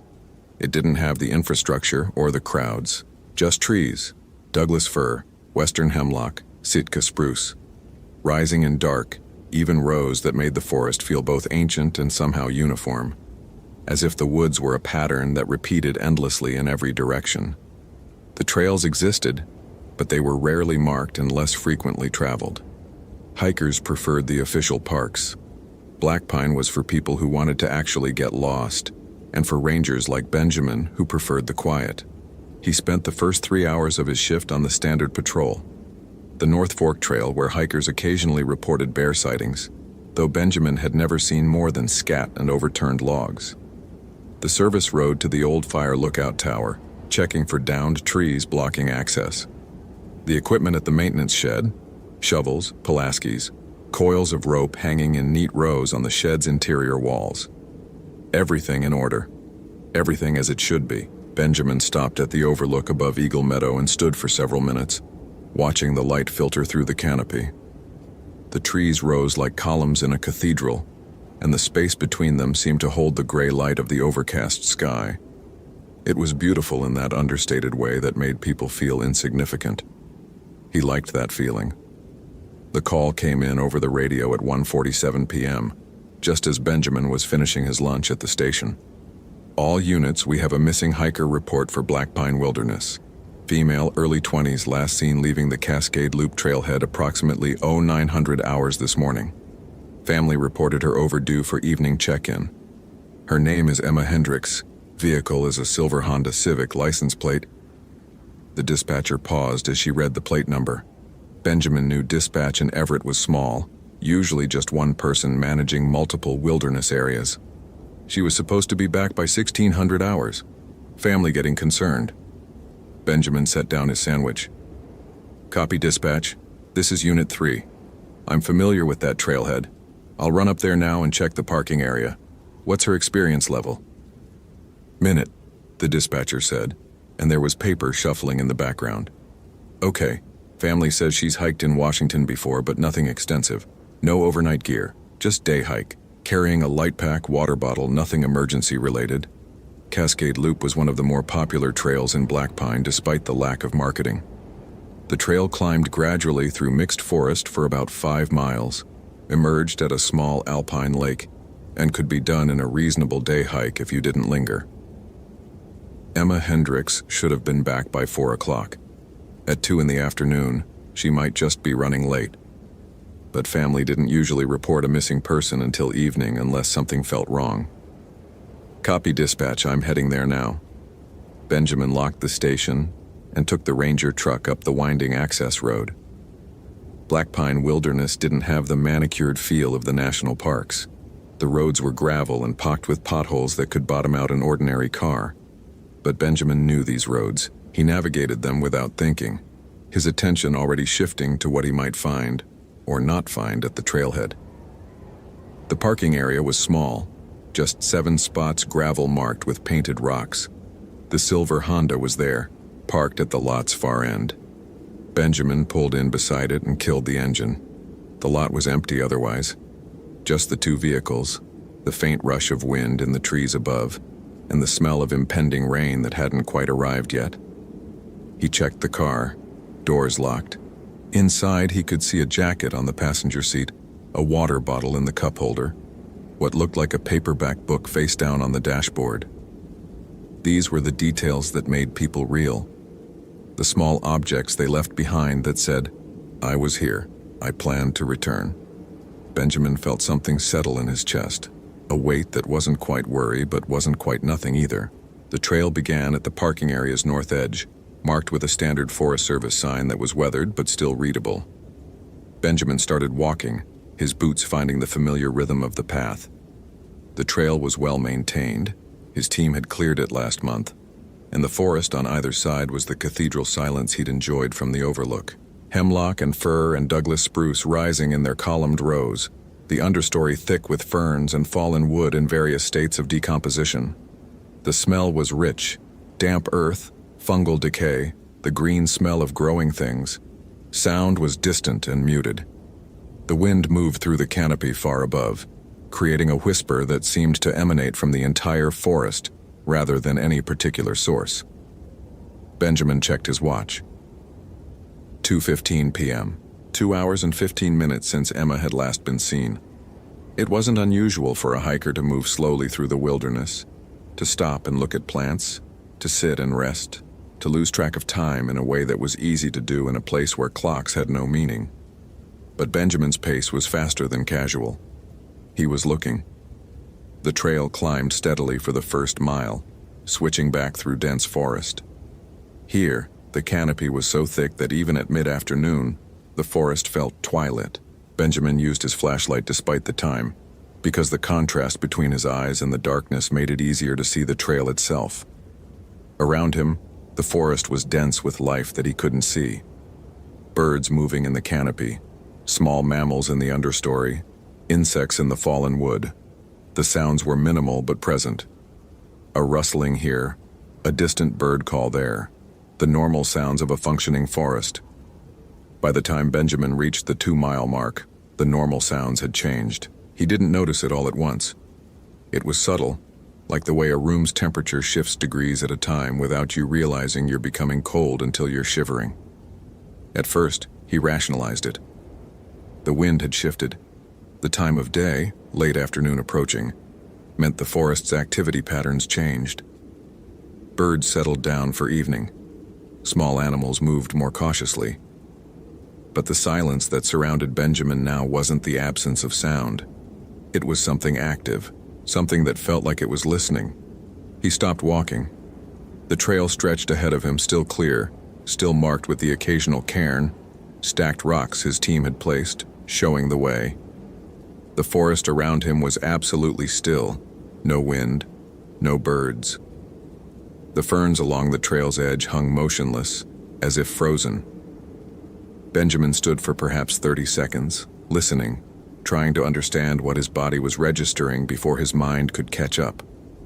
Then a sound, a branch breaking. Not near, not close, but distinct.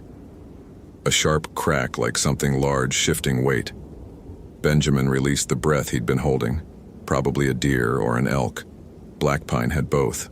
The breaking branch made sense, but it came from the left, from the forest off trail. And when Benjamin looked in that direction, he saw nothing but trees and darkness between them. He continued walking, but something in him had changed. His pace was different now. His attention was sharper. These were the kind of small shifts that separated hikers from ranger, the training in wilderness awareness that became instinct, and his instinct was telling him something was wrong. The trail curved northeast, skirting around a stand of particularly old hemlock. The trees here were enormous, 5 feet in diameter at the base, their trunks disappearing into shadow above. Benjamin had always loved this section. It felt genuinely ancient, a place that had hosted this particular stand of trees for centuries while the world changed around it. Now it felt oppressive. The trees too close together, the canopy too dark, the silence too complete. It was at the 3-mile marker that Benjamin found the first sign, Emma's hat, a blue baseball cap, lying on the trail. He picked it up. It was slightly damp, as if from sitting in heavy dew or light rain, but dry enough that it hadn't been here very long. An hour? 2 hours? Benjamin rotated it in his hands, seeing the inside label. Cascade Hiking Club 2011. A souvenir from some organized hike. The hat was real. The hat meant Emma had come this way. "Dispatch, this is Unit 3, Benjamin said, keying the radio. "I've located the missing hiker's cap on the Cascade Loop Trail at approximately the 3-mile marker. Continuing search up the trail. Please advise if search and rescue is being mobilized."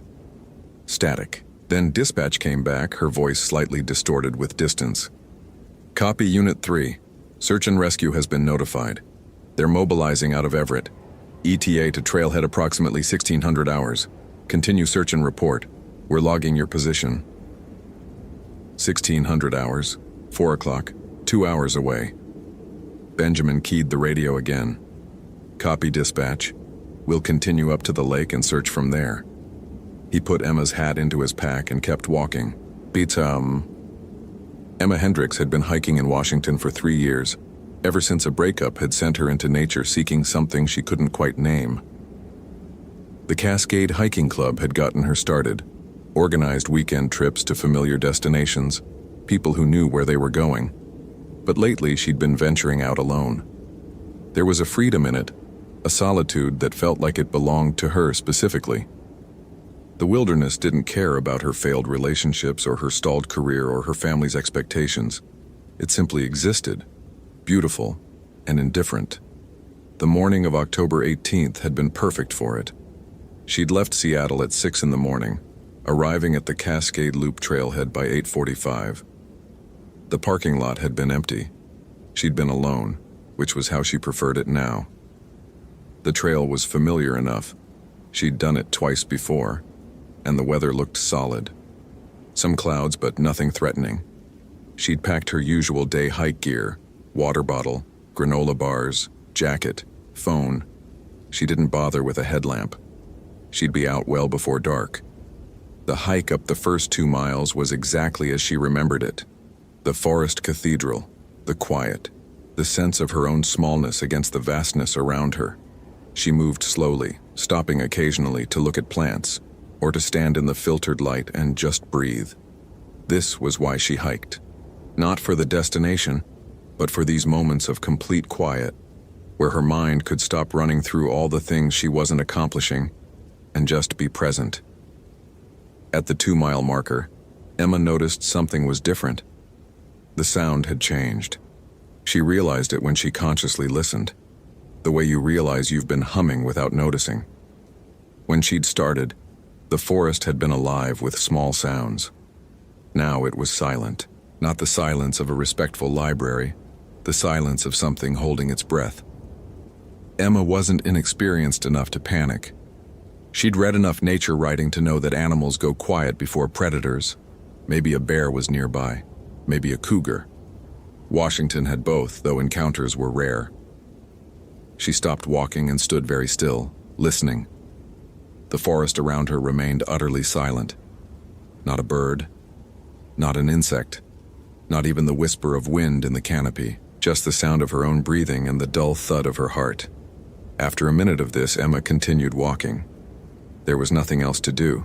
She was halfway through her hike. She'd come all this way. Besides, she told herself, if there was an animal nearby, the best thing to do was move deliberately and make noise. That's what the internet said. Make yourself big. Make noise. Don't run. But the silence continued, and with it came a feeling that hadn't been there before. The feeling of being observed. Not by anything specific. She looked around constantly and saw nothing but trees, but the sensation was real and impossible to dismiss. Her skin felt prickly. The back of her neck felt exposed. At the 3-mile marker, Emma stopped to drink from her water bottle and check her phone. No signal, as expected. The time was 12:15 p.m. She should reach the lake by 1:30 or so, rest there for an hour, and be back at the parking lot by 4:00. Everything on schedule. She drank the water, capped the bottle, and started walking again. The next mile was worse. The forest seemed to be actively preventing her progress now. Fallen trees crossed the trail. She didn't remember those from previous hikes. Deadfall created obstacles where before there had been open passage. She was climbing over and around obstacles constantly, losing time. Her pace slowed. And still the silence persisted. No birds, no animals, no wind. Just the sound she made herself, her footsteps, her breathing. Occasionally a small noise of exertion as she hauled herself over a particularly large log. It was at the 4-mile point that Emma realized the trail itself seemed wrong. She was looking at a trail marker, a small cairn of stacked rocks, that pointed northwest. The Cascade Loop Trail should be going north. She checked the rock formation. It was definitely a trail marker, definitely pointing northwest. Maybe the trail curved that way and she'd forgotten. It had been 6 months since her last hike here. She followed the marker's direction.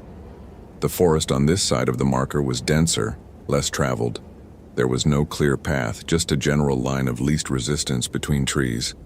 Emma had to push through underbrush, had to be more careful about her footing. The canopy above was lower here, thicker, creating a perpetual twilight. She used the small flashlight on her phone to see better, and the phone's battery was already dropping.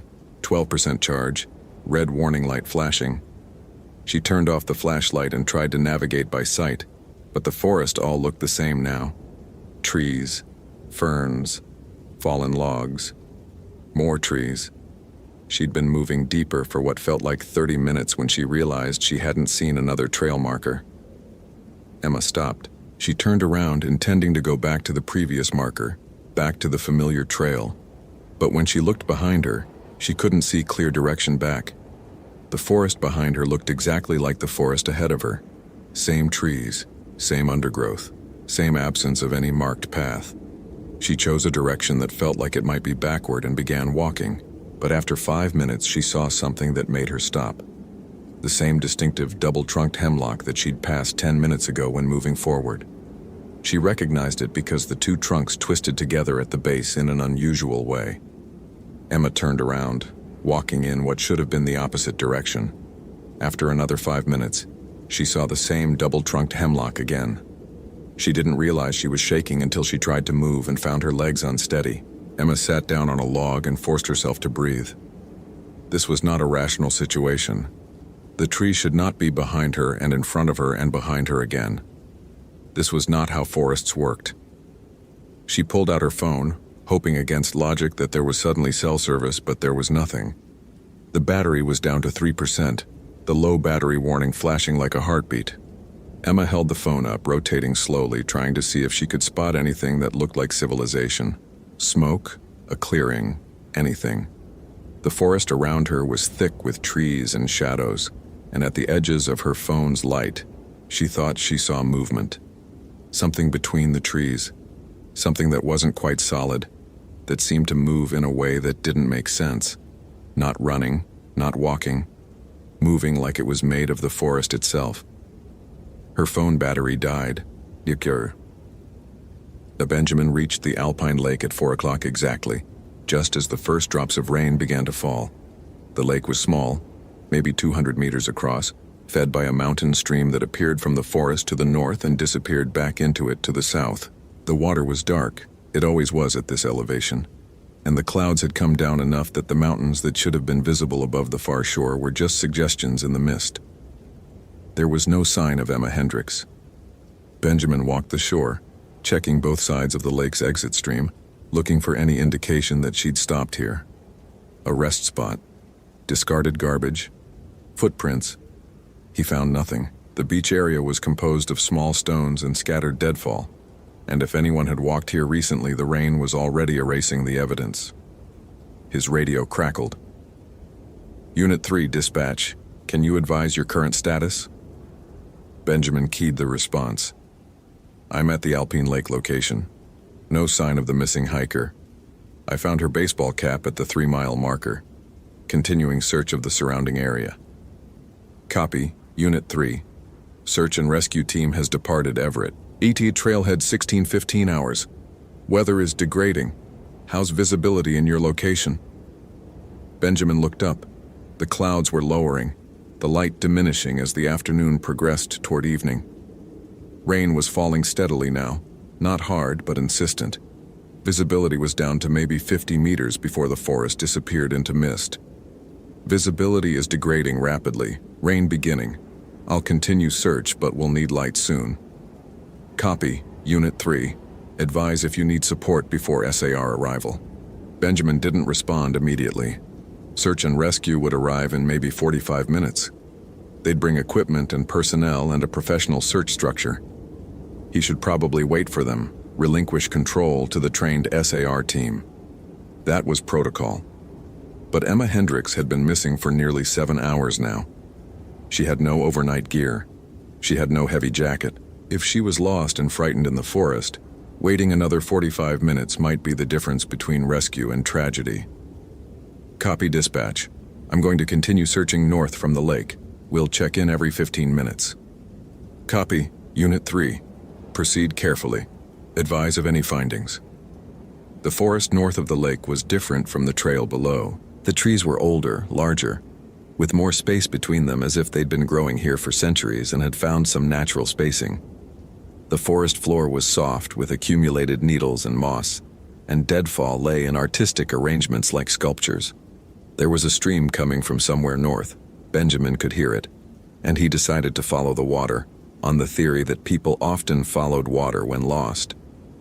The rain continued, steady and cold. Benjamin's jacket was waterproof, but his hands were getting wet, his boots finding increasingly muddy footing. The forest was darker now, despite the fact that it wasn't yet evening. The clouds had come down so far that the canopy disappeared into mist above, creating a tunnel effect where ground and sky melted into identical gray. Benjamin moved carefully, calling out occasionally, "Emma, Emma Hendricks." His voice sounded strange in the quiet forest, too loud and too human. The forest seemed to absorb the sound, deadening it. It was then that Benjamin became aware of something following him. He didn't see it. He didn't hear it clearly. But the sense of presence behind him was absolute. Benjamin stopped walking and turned around, scanning the forest. Nothing. Just mist and trees and the sound of rain. He turned back forward and continued walking, but now the presence was more acute. Not behind him anymore. Beside him. Moving parallel to his path through the forest. Benjamin forced himself not to look, forced himself to keep moving. There were predators in black pine, mountain lions, bears, and the worst thing you could do was show fear. But this didn't feel like an animal. Benjamin keyed his radio. "Dispatch, I'm moving through the forest north of Alpine Lake. Proceeding with caution. We'll update in 15 minutes. Static. Then dispatch, but her voice sounded distant, distorted with noise. OP Unit 3. Advise, Rangers, search. The signal was degrading. Benjamin tried again. Dispatch, please repeat. Only static answered. The forest had become darker still, the mist thickening. Benjamin could see maybe 15 meters ahead now.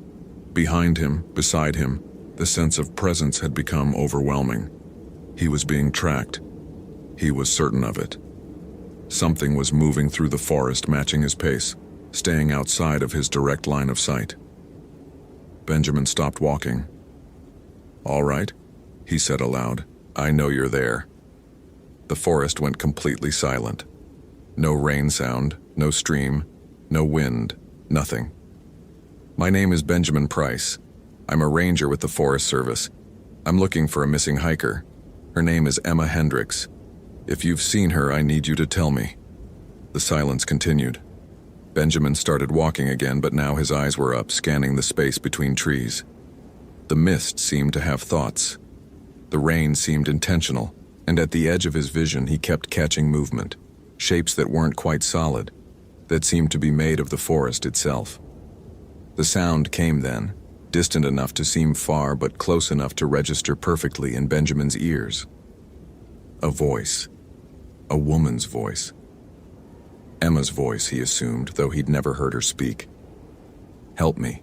Benjamin moved toward the sound immediately, pushing through underbrush, moving faster now, his ranger training temporarily overridden by the basic human impulse to help. "Emma, keep talking. I can hear you. Help me." The voice came from ahead, always ahead, seeming to recede as he approached. Benjamin was running now, his boots splashing through water. There was a stream now, or perhaps he was running parallel to it, he couldn't tell. And the mist was so thick he could barely see his own feet. "Emma, call out, I'm coming!" "Help!" One word now, just one word. And something in Benjamin's mind, the part that was still trained, still operating professionally, registered that the voice sounded wrong. The timbre was right, but something in the cadence, the intonation, was just slightly off, like a recording of Emma's voice played at the wrong speed. Benjamin stopped running. The silence that followed his stopping was profound. He stood in the mist, breathing hard, listening. The voice didn't come again. Instead, what he heard was the forest settling around him. And in that settling, he heard something else. The sound of movement. Multiple forms moving through the underbrush, circling him. Not one thing, many things. Benjamin turned in a slow circle, trying to see. The mist revealed nothing but suggested everything. "Emma?" he called again, but his voice sounded small now, human and vulnerable against whatever the forest was doing. That's when he saw them. They moved like the forest itself, figures that seemed made of branches and shadow, angular and wrong, emerging from the mist with movements that didn't quite follow the laws of physics. They moved in the gaps between steps. They occupied spaces that should have been too small. And they were everywhere, above in the low canopy, beside him in the undergrowth, ahead of him in the mist. Benjamin understood then, not intellectually. He didn't have words for what was happening.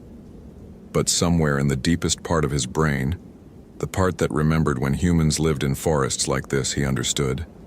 The Salish people who had come before all the others had names for these things. The old rangers who'd worked black pine in the early days had whispered about them. Stories that weren't really stories, warnings that weren't quite warnings. The Stick Indians, the watchers between the trees, the ones who lived in the deep forest and occasionally took people who went too far from the trails. "Where is she?" Benjamin demanded, finding his voice even as his legs wanted to run. "Where is Emma Hendricks?" One of the figures moved closer. It was almost humanoid, almost. Long limbs made of what looked like dead wood. A torso that might have been a bundle of branches, and a face. There was a face.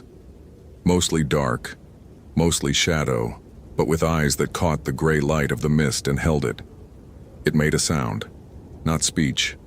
A creaking, groaning sound, like wood under stress. Benjamin moved backwards. Then he ran. Emma had been lost for hours when she accepted that the forest around her wasn't following natural rules. The double-trunked hemlock appeared and reappeared no matter which direction she walked. When she climbed over a deadfall, she came down the other side to find the same deadfall somehow ahead of her, requiring climbing again. The stream she'd been following seemed to fork in 3 directions, all leading back to where she'd started. And the sky never got darker. It was perpetually twilight, perpetually the same gray half-light, no matter how long she walked or which direction she chose. Her phone was dead.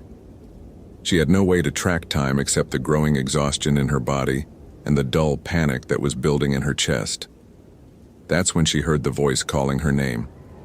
"Emma, Emma Hendricks." A man's voice, deep and commanding and professional sounding. For a moment, Emma's entire body sagged with relief. A ranger. It had to be a ranger. She was saved. "Here!" she screamed. "I'm here, help me!" She moved toward the voice, pushing through underbrush, running despite the roots that seemed to grab at her feet. The voice continued calling, seeming to approach and recede at the same time. Emma ran harder, desperation giving her energy that exhaustion should have stolen. It was when she broke through a particular thick section of ferns that the forest opened up. Not into civilization, but into a clearing she was certain she'd never seen before. The trees surrounding it seemed to bend inward, creating a natural amphitheater. And at the clearing's center, something that looked like a structure made of wood, old wood, weathered wood. arranged in the shape of something that might have been art, or might have been a monument, or might have been a warning. The voice had stopped calling. Emma stood at the clearing's edge, breathing hard, looking at the wooden structure. It was made of deadfall, entire logs and branches, woven together in patterns that almost made sense but not quite. And around it, arranged in careful circles on the ground, were objects, shoes, pieces of clothing, a backpack, hats, things that belonged to people. Emma saw something that made her legs lose their ability to hold her. A red jacket with a hiking club logo, the same jacket her hiking buddy Maria had been wearing in 2010 when she'd gotten separated from their group on a trail 10 miles from here and was never found. Behind her, the forest began to move. It wasn't subtle movement. It was the sound of something large shifting position, of branches cracking, of the forest itself reorganizing around her. Emma turned from the clearing to look back the way she'd come, but the way was gone. The ferns closed in. The trees pressed nearer, and moving among them with movements that didn't follow natural laws were the shapes she'd been sensing all day. They were tall, impossibly tall, and made of materials that shouldn't be flexible. Branches and deadfall bound together with something she couldn't identify. They moved in ways that bodies couldn't move, with joints that bent wrong and limbs that extended and retracted. And as they moved closer, Emma understood with an absolute certainty that there was no rescue coming, that the voice calling her name had been a lure, that the man who'd been calling was prey just like her. She tried to run, but the clearing had become a circle with no exit. The trees that formed its perimeter seemed to press inward, and the shapes that moved among them were laughing, a sound like wood groaning under impossible pressure. Emma ran for the center of the clearing where that monument of woven deadfall stood. She could climb it, she thought. She could climb above them. She could reach higher than they could. But as she approached the wooden structure, she realized what it actually was. Not a monument, not art. A construction, a scaffolding, a structure designed for a very specific purpose. And at its base, barely visible in the gathered shadow, she could see what was left of others who had come this way. Benjamin didn't know how long he ran through the forest. Time had stopped working correctly. He would run forward and arrive behind where he'd started. He would climb a ridge and find himself in a valley. The compass on his watch spun endlessly, unable to find north.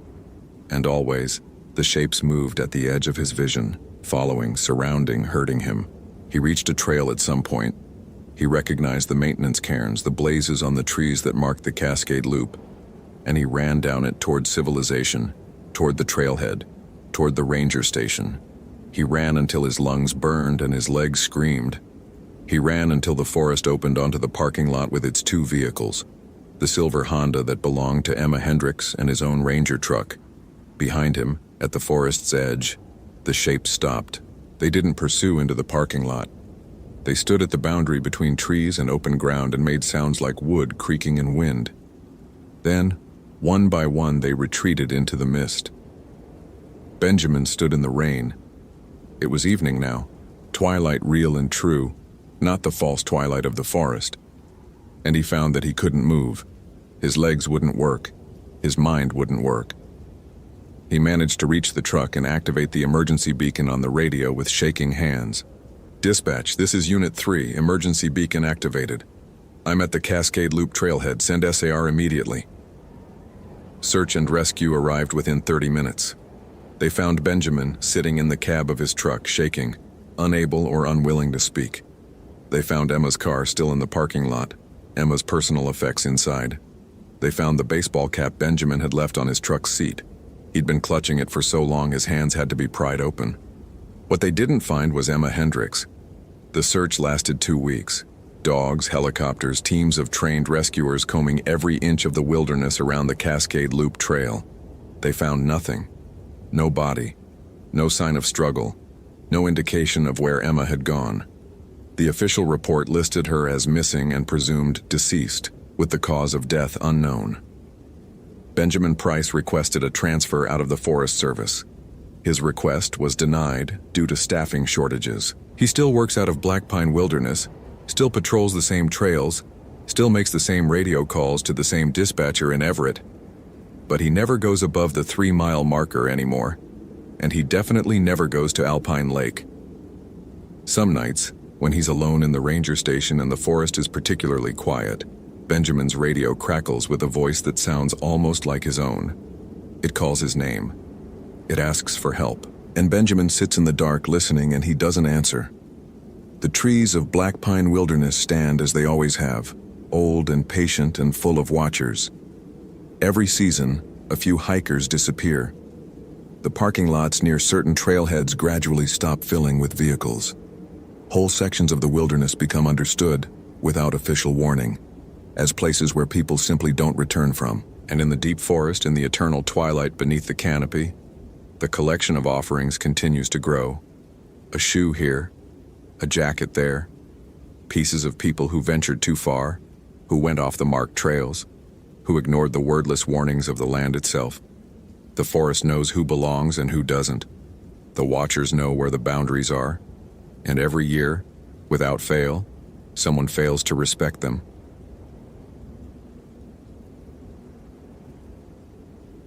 Location: Wrangell St. Elias National Park, Alaska. Date October 28, 2016. The weather report on the station radio at 05:30 hours promised overcast skies and possible snow flurries by late afternoon. Christopher Garrett listened to the forecast while standing at the window of the ranger station, thermos of coffee cradled in both hands, watching the first hints of gray creep across the eastern ridges.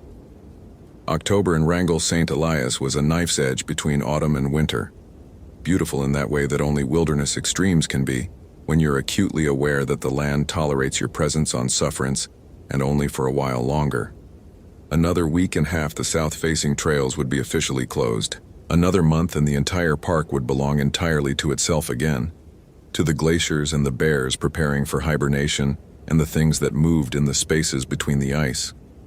He'd worked this station for 7 years, longer than most rangers lasted before transferring to somewhere warmer, somewhere with better cell service and less existential silence. Christopher had never requested a transfer. There was a quality to the remoteness here that felt like home in a way normal civilization had never managed. You could hear yourself think in Wrangell St. Elias.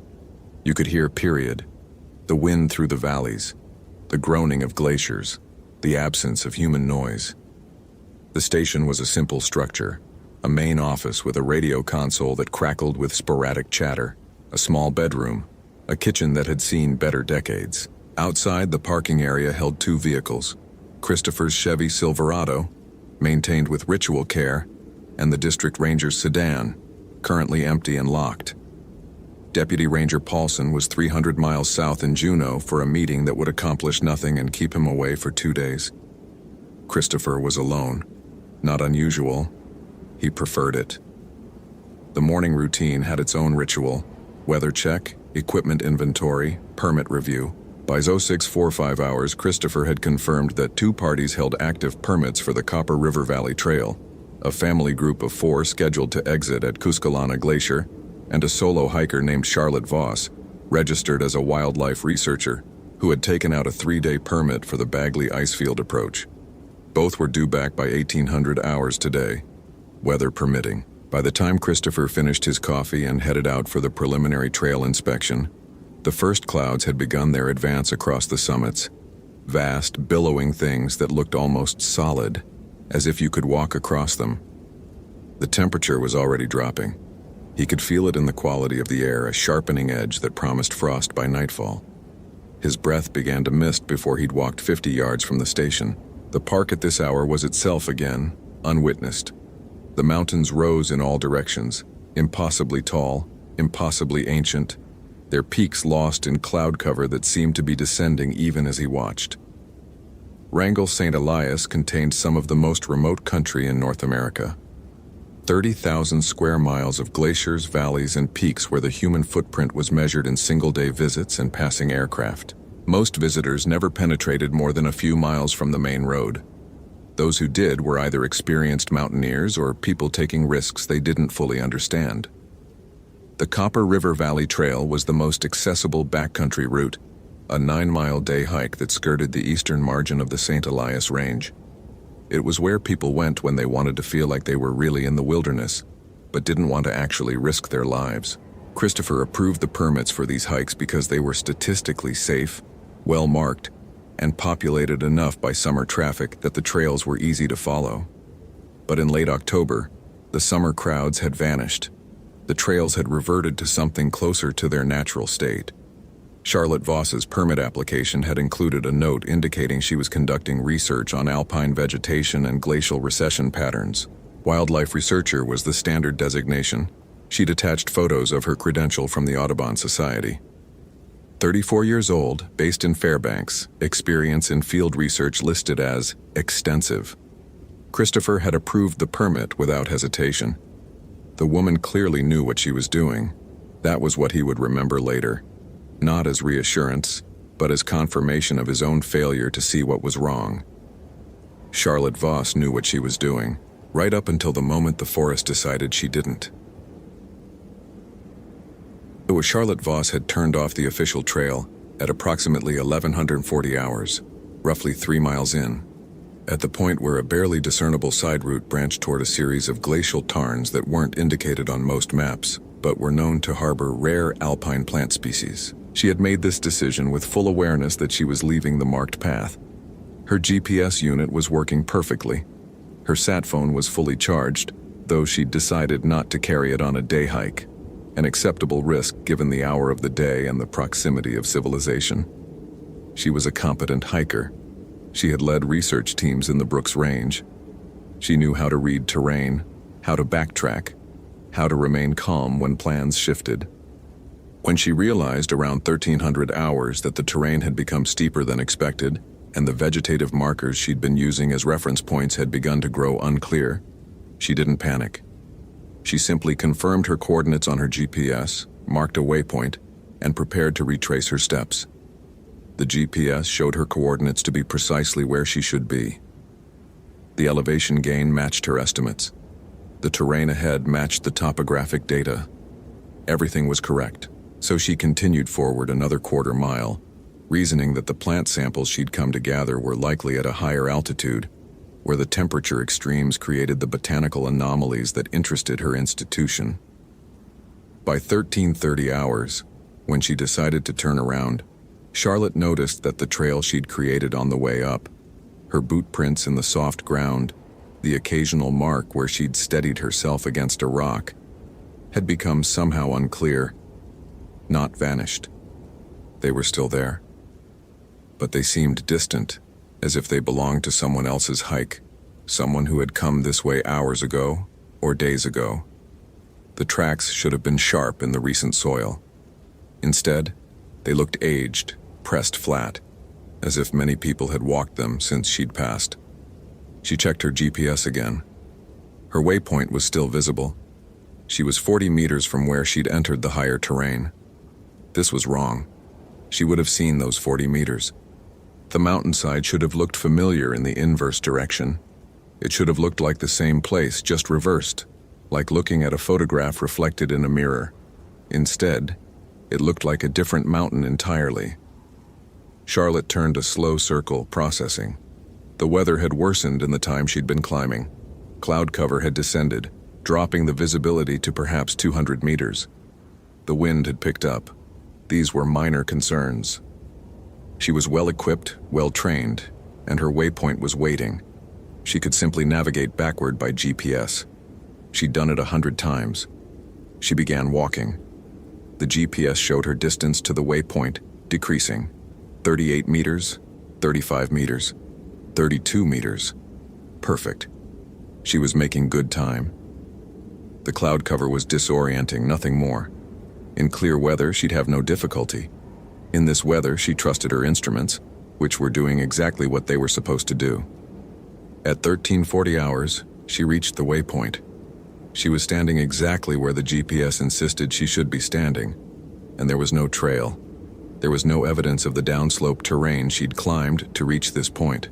There were simply trees, ancient, gnarled, alpine-stunted conifers that seemed to be growing in a density that should have been impossible given the elevation. They seemed closer together than she remembered, as if they had shifted during the time she'd been looking away, the way things do in peripheral vision, moving when you're not watching and then freezing again when you look directly at them. Charlotte's heart rate increased slightly. Not panic. Not yet. A problem had a solution. She had coordinates, a compass, and the knowledge to use them. The terrain was playing tricks because of the low visibility and her own fatigue. She checked her compass bearing to her entryway point. Marked it. Began walking back the way she'd come, not retracing her footsteps, which seemed to belong to someone else anyway, but walking a reciprocal bearing that would take her down the slope mathematically, regardless of what the land seemed to insist. The GPS should have shown her distance to the first waypoint decreasing. 40 meters, 35 meters, 30 meters. Instead, at 13:55 hours, it showed 47 meters. She'd walked 50 paces in what felt like the right direction, and she was somehow 15 meters farther away. Charlotte stopped, stood very still, let her breathing slow. This was not a malfunction. GPS units didn't malfunction like this. This was user error, misreading. She checked the device again. Fresh battery, good signal strength, no error codes. The location was correct. She was correct. The distance was increasing because she was walking in the wrong direction.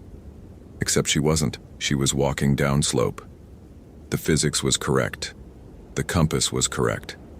Something was wrong with the space itself, as if the mountain had become larger while she wasn't looking. At 14:10 hours, she heard the sound of running water, a creek or small stream cutting through the rocky terrain to her left. She hadn't heard it on the way up. Or perhaps she had and hadn't registered it, the sound of water common enough in these mountains that it barely registered. She moved toward it anyway. Water flowed downhill. Follow the water, and the water will take you to lower elevations. This was not a new principle. The sound grew louder as she approached. By the time she could see the creek through the trees, it was roaring. More than a creek now, a torrent. The water churning milky white with glacial melt, moving with enough force to carry rocks, moving with enough force to carry a person. The sound was thunderous, constant, filling every moment with its violence. It should have been visible from higher up. She should have seen the mist, heard the roar. Instead, it had simply appeared, as if the creek had come into existence in the time since she'd walked past where it supposedly wasn't. The sound of the water meant she couldn't hear much else.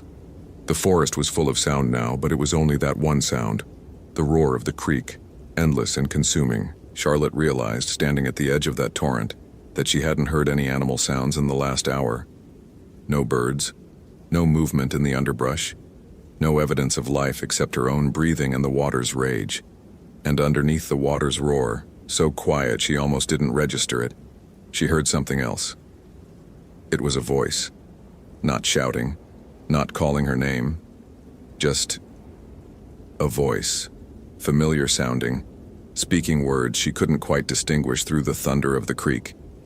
She moved closer to the water, trying to hear better, and the voice became slightly clearer. It was saying her name, softly, the way her brother used to say it, when they were kids, when he was about to tell her something that mattered. Her brother had died 12 years ago. Charlotte stepped back from the creek and listened harder. The voice was still there, underneath the sound of the water. The water was too loud. It was drowning everything out. She needed to move away from the water, find higher ground, navigate by terrain instead of by creek, use her compass, use her head. She turned away from the water sound and began climbing upslope again. By 14:30 hours, Christopher was beginning his third sweep of the permit database, confirming which visitors had actually been logged back in by the station. The family group at Cusculana, 3 adults and a teenager, had called on the emergency number at 12:35 hours, requesting a pickup at the trailhead. Bad weather coming in, visibility dropping. They were uncomfortable with the conditions. A rescue volunteer was en route to fetch them. They would be back by 1600 hours. Charlotte Voss had not called. Her permit was due to expire at 1800 hours. She had 3 hours and 30 minutes to return. Christopher pulled up her permit information again and reviewed her itinerary. Bagley Icefield Approach, one of the least traveled routes in the park, far more remote than the family group's trail. Theoretically safer for a solo, experienced hiker because it was less likely to encounter unexpected hazards, which meant mainly that fewer people had created trail shortcuts, and there were fewer ways to accidentally wander off the marked route. In practice, the Bagley approach was safe only if you stayed on the actual trail. The terrain beyond it was unforgiving. Glacial crevasses, streams that could become torrents, weather that could change from merely cold to genuinely lethal in the time it took to drink a thermos of coffee. The weather report had been accurate. Snow was beginning to fall, light but steady. The cloud ceiling had dropped to maybe 500 meters, and visibility through the snow was poor. Still within reasonable bounds for a day hike conducted by someone competent, still manageable. Christopher checked the station radio. The frequency for ranger dispatch was quiet. No emergencies reported. No emergency beacons activated from any of the transmitters carried by the registered parties. Everything was fine. He was being nervous for no reason. He filled another thermos with coffee anyway and prepared to drive out to the Bagley trailhead. It was policy to make visual contact if permits were within 2 hours of expiration, and the permittee hadn't checked in. The snow was making driving treacherous, visibility dropping further by the minute. The drive would take 30 minutes in these conditions. He'd reach the trailhead at 1500 hours. If Charlotte came down within the hour after that, they'd coordinate at the parking area. If she didn't, he'd file a preliminary report and begin a formal search at first light. The drive out was quiet. Snow swirled in the headlights, and the landscape beyond was a flat gray, mountains rendered invisible by cloud cover. The radio in the truck crackled occasionally with routine chatter, dispatch confirming locations, rangers reporting on trail conditions, the constant low-level communication that kept the park functioning. Christopher didn't need to use the radio. He just needed to listen, and listen, and listen, and arrive. He reached the Bagley trailhead at 1502 hours. Charlotte's vehicle was in the parking area, a compact SUV with Fairbanks plates covered now in a thin layer of snow. Everything was cold and quiet and perfectly normal. Christopher checked his own equipment: flashlight, two-way radio on the Ranger channel, GPS unit, emergency beacon, and confirmed that he had cell coverage. 1 bar, maybe 2. Enough to transmit, probably enough to receive. He tried the station radio anyway, more out of habit than concern. Dispatch, this is Unit 7 checking in at Bagley South. Permit holder vehicle is on site, no visual contact yet. We'll make preliminary trail observation. The response came back clear. Dispatch acknowledged. Everything was fine. Charlotte was probably just running late, hiking more slowly than estimated because of the weather. Experienced hikers often did this. They weren't trained to maintain pace in deteriorating conditions the way that unprepared people were. Unprepared people rushed. Experienced people took their time. Christopher began walking the trail, moving at a steady pace, his eyes on the ground, looking for recent boot prints in the snow. The snow had started falling roughly 40 minutes ago. Before that, the ground had been bare, or mostly bare. Some early frost, some fallen leaves, the typical late October mix. Charlotte's boot prints should be visible somewhere, either fresh and clear, if she'd come down after the snow started, or beginning to be covered if she'd come down just before. He found the trailhead marker, the official boundary stone. The trail beyond it was marked with faded blue paint on trees. The snow was thickening. The temperature was dropping. The forest was quiet in the way that forests become quiet when weather turns serious. No birds, no movement in the underbrush, just the sound of wind and the whisper of falling snow. Christopher walked the trail for perhaps a mile, examining the ground carefully. What he was looking for was a breaking point, the place where human footprints diverged from the marked path. Charlotte's permit had specified a solo hike. That was the key information. Solo hikers couldn't be confident in the terrain if they left the trail, especially not in deteriorating visibility. She would stay on the marked route, unless something had caused her to leave it. At roughly 15:45 hours, he found what he was looking for. Boot prints, relatively fresh, pressed deep into the muddy ground where the winter had not yet crusted the earth solid. Multiple prints, which didn't make sense. Charlotte was solo.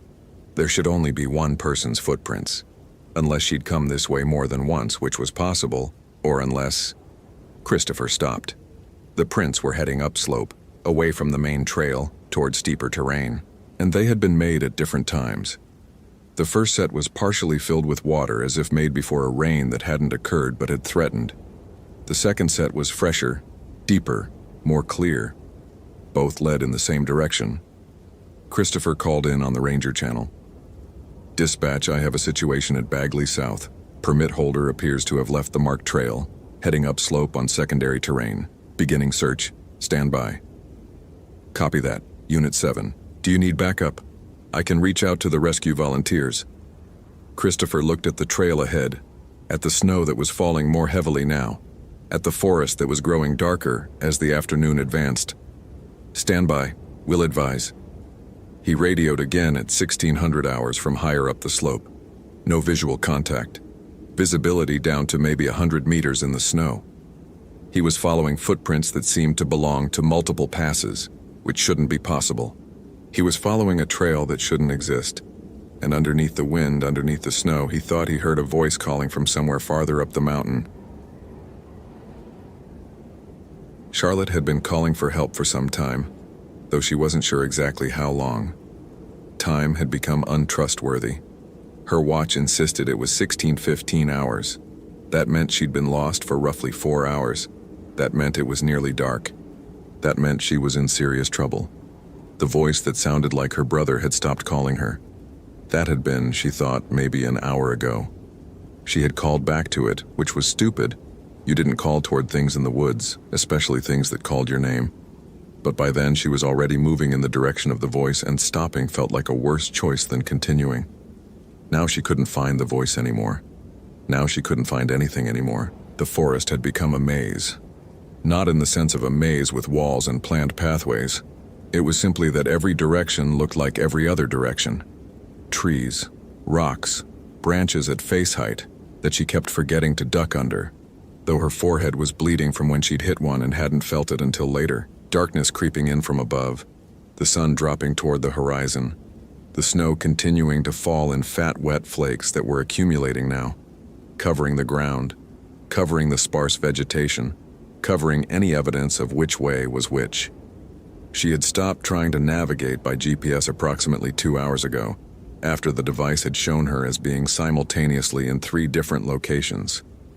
The error checking had shown no problems. The device was simply insisting on an impossibility. She had thrown it on the ground with more violence than was useful, had watched it bounce on a rock, had picked it up again when she realized that throwing away her technology was throwing away her last anchor point, even if that anchor was actively lying to her. She had tried her sat phone next. No signal. No emergency beacon. Not in the park. Not in the snow. Not up here in the darkness and cold. Her brother's voice had been the only thing that had made sense. It had told her that he was waiting just ahead. That if she could reach him, everything would be okay. That she was close now. So close, she just had to keep climbing. She had climbed until the terrain became too steep, and then she had climbed anyway, using her hands, scraping her palms on rock, her fingers going numb with cold and fear. The voice had continued to lead her higher and higher, away from the trail, away from any place where rescue would think to look. Now the voice was gone, and Charlotte was somewhere on a mountainside in the dark with a headache from the branch and bleeding hands and a realization settling into her mind like the snow. Not sudden, not dramatic, just arriving the way any terrible knowledge arrives. As a slow understanding that she had made a series of small mistakes that had accumulated into one enormous mistake. She had walked into the wilderness alone. She had ignored warning signs that came from everything except official channels. She had trusted her technology instead of her instincts. She had followed a voice that had sounded like someone she loved because people did that, because longing was powerful, because she had wanted to believe it. And now she was lost in a way that felt permanent, lost in a way that felt intentional, lost in a way that felt more and more as if the forest had decided not to give her back. The cold was becoming serious. Hypothermia was a real possibility. She had read the symptoms: confusion, which she definitely had, fatigue, which was accelerating, and increasing disorientation where the world began to feel unreal. She couldn't stay here. She had to move. Staying put was death. Moving was at least a choice, even if it was a choice likely to be futile. She picked a direction, downslope, which should theoretically lead to lower elevation and possibly to water, to the creek she'd heard earlier or another creek, anything that flowed downward, and she began walking. The forest grew denser as she descended. The trees seemed taller, or maybe she was just tired and they seemed taller because she was tired. The branches seemed to be reaching for her, which was a metaphorical thought of the dangerous kind, the kind that meant her thinking was getting fuzzy. Stay focused, keep moving, down, always down. And then, cutting through the wind, cutting through the whisper of falling snow, she heard something. It was a voice. Not her brother this time. It was a new voice. It was calling her name. It was a man's voice. It was calm and professional, and it was calling her name as if it had been calling her name all along, waiting for her to finally answer. "Charlotte? Charlotte, can you hear me?" She opened her mouth to respond and realized she was crying. Christopher had been climbing through deteriorating conditions for 2 hours when he finally heard something other than wind and snow. It was a sound like crying, or maybe it was the wind. The wind played tricks in this terrain, created echoes that sounded almost human, almost like they were calling you. He used his flashlight, beam already weak in the thick snow, and picked his way up a steep ridgeline. The trail, if it had ever been a trail, was completely obscured now. He was navigating by GPS and by the terrain itself, reading the mountain by how it felt beneath his feet, by the way the wind moved through it. His training told him he should turn back, call for backup, wait for daylight. His instinct told him to keep climbing. He activated his radio at 17:30 hours. "Dispatch, I'm heading up the western approach of the Bagley Ridge. Still no visual contact. No radio from the permittee. Conditions are worsening rapidly. Visibility near zero. Temperature dropping. Copy Unit 7. Rescue volunteers are mobilizing. ETA 2 hours. Do you want to establish a base camp and wait for support?" Did he want to wait? That would be the reasonable answer. That would be the answer that kept a person alive. Christopher thought about Charlotte Voss, alone somewhere on this mountain, and he didn't answer the question. He just said, "Stand by," and switched off the radio to conserve battery. The silence that followed was almost complete. Just the wind, just the snow, just the sound of his own breathing. The mountains around him were invisible. He might have been walking on a featureless plain for all he could see. The beam of his flashlight barely penetrated 10 feet. Beyond that was whiteness, the absolute whiteness of heavy snow and full darkness, the kind of whiteness that was actually black, that erased all reference points. And that was when he heard it again, the sound he'd been following, the voice calling Charlotte's name. Not a woman's voice, a man's voice, his own voice. "Charlotte, Charlotte, I've got you. Stay calm. Stay exactly where you are." Christopher stopped. The voice continued, above him on the ridge, exactly the words he had been thinking of saying, the calm professional tone of a ranger speaking to a lost hiker in the dark. Exactly his own intonation, his own accent, the slight rasp that came from years of radio work and speaking in cold air. His own voice was calling up the mountain. Christopher's hands went cold. Not from the weather, from something else. From the immediate, visceral understanding that nothing alive on this mountain was calling to Charlotte in his voice. Something else was. Something that had heard him approaching, heard him thinking about what he would say, and was simply saying it first. "Don't answer," he said out loud, his real voice, the one that didn't echo. "Don't call back." But Charlotte, wherever she was in that darkness, was already crying out in response to the voice that sounded like rescue. He could hear her from somewhere below him or above him, he wasn't sure anymore, calling back, answering the thing that was calling her name. Christopher moved toward the sound of her voice, away from his own voice's echo. He was rational enough to understand what was happening. His mind was unraveling. The cold and fear and isolation were creating hallucinations, creating echoes of his own thoughts projected into the darkness. This was a known phenomenon in extreme conditions. Soldiers in Arctic operations had reported it. Explorers in isolation reported it. Your brain was a remarkable organ, and under stress it could convince you of nearly anything. But rational understanding didn't stop his hands from shaking. Rational understanding didn't make the voice calling in his own tone any less terrifying. He reached what he thought was Charlotte at 18:05 hours, or what was left of her. A figure huddled in a small rock shelter that shouldn't have been there but was. A natural overhang of stone that provided minimal protection from the wind and snow. She was alive. She was conscious. She was looking at him with an expression of such profound relief that it almost broke him. "The voice," she said. Her teeth were chattering. Her lips were blue. She could barely form words. "Your voice," it kept calling me back. Every time I tried to go down the mountain, it called me back higher. "I know," Christopher said. He was wrapping her in his own emergency blanket, the one he was supposed to use if he got into trouble. "Don't think about it. We need to move. We need to get down." "It sounds like you," Charlotte said. "Exactly like you. How does it sound like you?" Christopher didn't answer. He was looking back down the mountain, down into the snow and darkness, and he was hearing things in that darkness. Sounds that might have been wind, sounds that might have been branches moving, sounds that might have been footsteps, following them, the same sounds echoing from multiple directions at once as if there were copies of him, multiple versions, all following him down the mountain. He helped Charlotte up. She could barely stand. Her core temperature was dangerously low. He could feel her shaking even through the emergency blanket. They began moving downslope, moving as quickly as they could in near-zero visibility, using the GPS, which was functioning normally now, which was perhaps more terrifying than when it had malfunctioned, to navigate back toward the trailhead. At 18:20 hours, Christopher's radio finally crackled to life. Not dispatch, not any official frequency, just his own voice. Clearer now, no longer echoing but broadcast as if someone was transmitting on the Ranger channel in his voice, his exact voice, speaking words he had been thinking of saying. "She's not going to make it, you know. The temperature's too low, she's already hypothermic.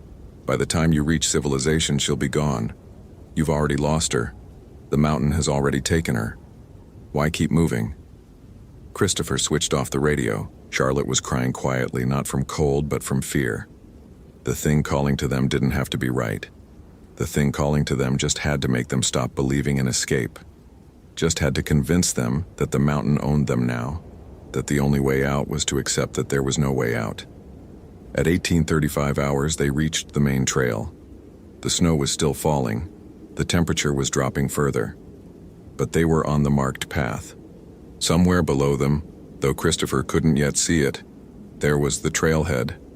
Somewhere beyond that, there was the station. Somewhere beyond that, there was warmth and safety and a world where things didn't call your name in your own voice from the darkness. The figure standing in front of them, blocking the trail, was also wearing a Ranger uniform. It was also carrying Christopher's equipment, his radio, his GPS unit. It was also speaking in his voice. "You can't leave," it said. "Neither of you can leave. You've come too far up the mountain. The only way down is the way we're going to show you. The only way down is to stop running and let us help you. Let us show you what the mountain really is." There were others in the darkness behind it. Christopher could see them now. Multiple figures, all in Ranger uniforms, all with his face, all calling his name, all insisting that he listen, that he understand, that he accept what the mountain had taken from him the moment he decided to come after Charlotte. Christopher grabbed Charlotte's arm and ran, not down the trail, away from it, into the forest, into the snow, into the darkness that at least didn't have a copy of his own face watching him with an expression of ancient hunger. The rescue team found them at 2145 hours, huddled in a small cave beneath an overhang of rock, 15 minutes from the trailhead, but separated from it by what might have been miles, by what certainly had been chosen by something that lived in these mountains and was very good at keeping things that wandered off the proper path from ever quite reaching home. Charlotte was comatose with hypothermia. Christopher was conscious but not entirely responsive. He would spend the next week in a hospital in Anchorage, and they would tell him repeatedly that he had been hallucinating, that the cold and fear had created a shared delusion between him and the permittee, that neither of them had heard voices or seen figures in the darkness. The explanations were mechanically reasonable. The explanations were technically accurate. They were also, Christopher understood with a clarity that never quite faded, almost entirely wrong. Charlotte Voss regained consciousness in the hospital. She regained enough motor control to eat, to speak, to survive. But something in her had remained on that mountain, in that place where the rules were different, where things that sounded like your loved ones called to you from the darkness. She was transferred to a psychiatric facility. The official cause was trauma-induced dissociation. After 2 years, she was moved to an assisted living facility in Fairbanks, where she remained until her death from complications of a fall, which is what the report called it, though the orderly who found her said she hadn't fallen at all. She'd been standing at the window looking north toward the mountains when she simply stopped moving. Christopher requested a transfer 3 weeks after the incident was closed.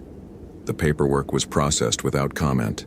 He was assigned to a station in the Sonoran Desert, where there were no glaciers, no dense forests, no places where things could hide in the trees and watch, where the earth was dry and the sky was vast, and there was nowhere for ancient things to dwell except the spaces between people's thoughts. But even now, 6 years later, sometimes when he's alone in the darkness, Christopher hears his own voice calling from somewhere very far away. And he understands, in a way that no amount of logical reasoning has ever managed to dispel, that the voice isn't calling him back to that mountain.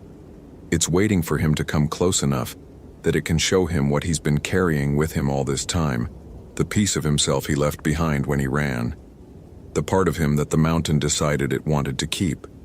The forest in Alaska is still waiting, and it's patient. The forest in Alaska is always patient.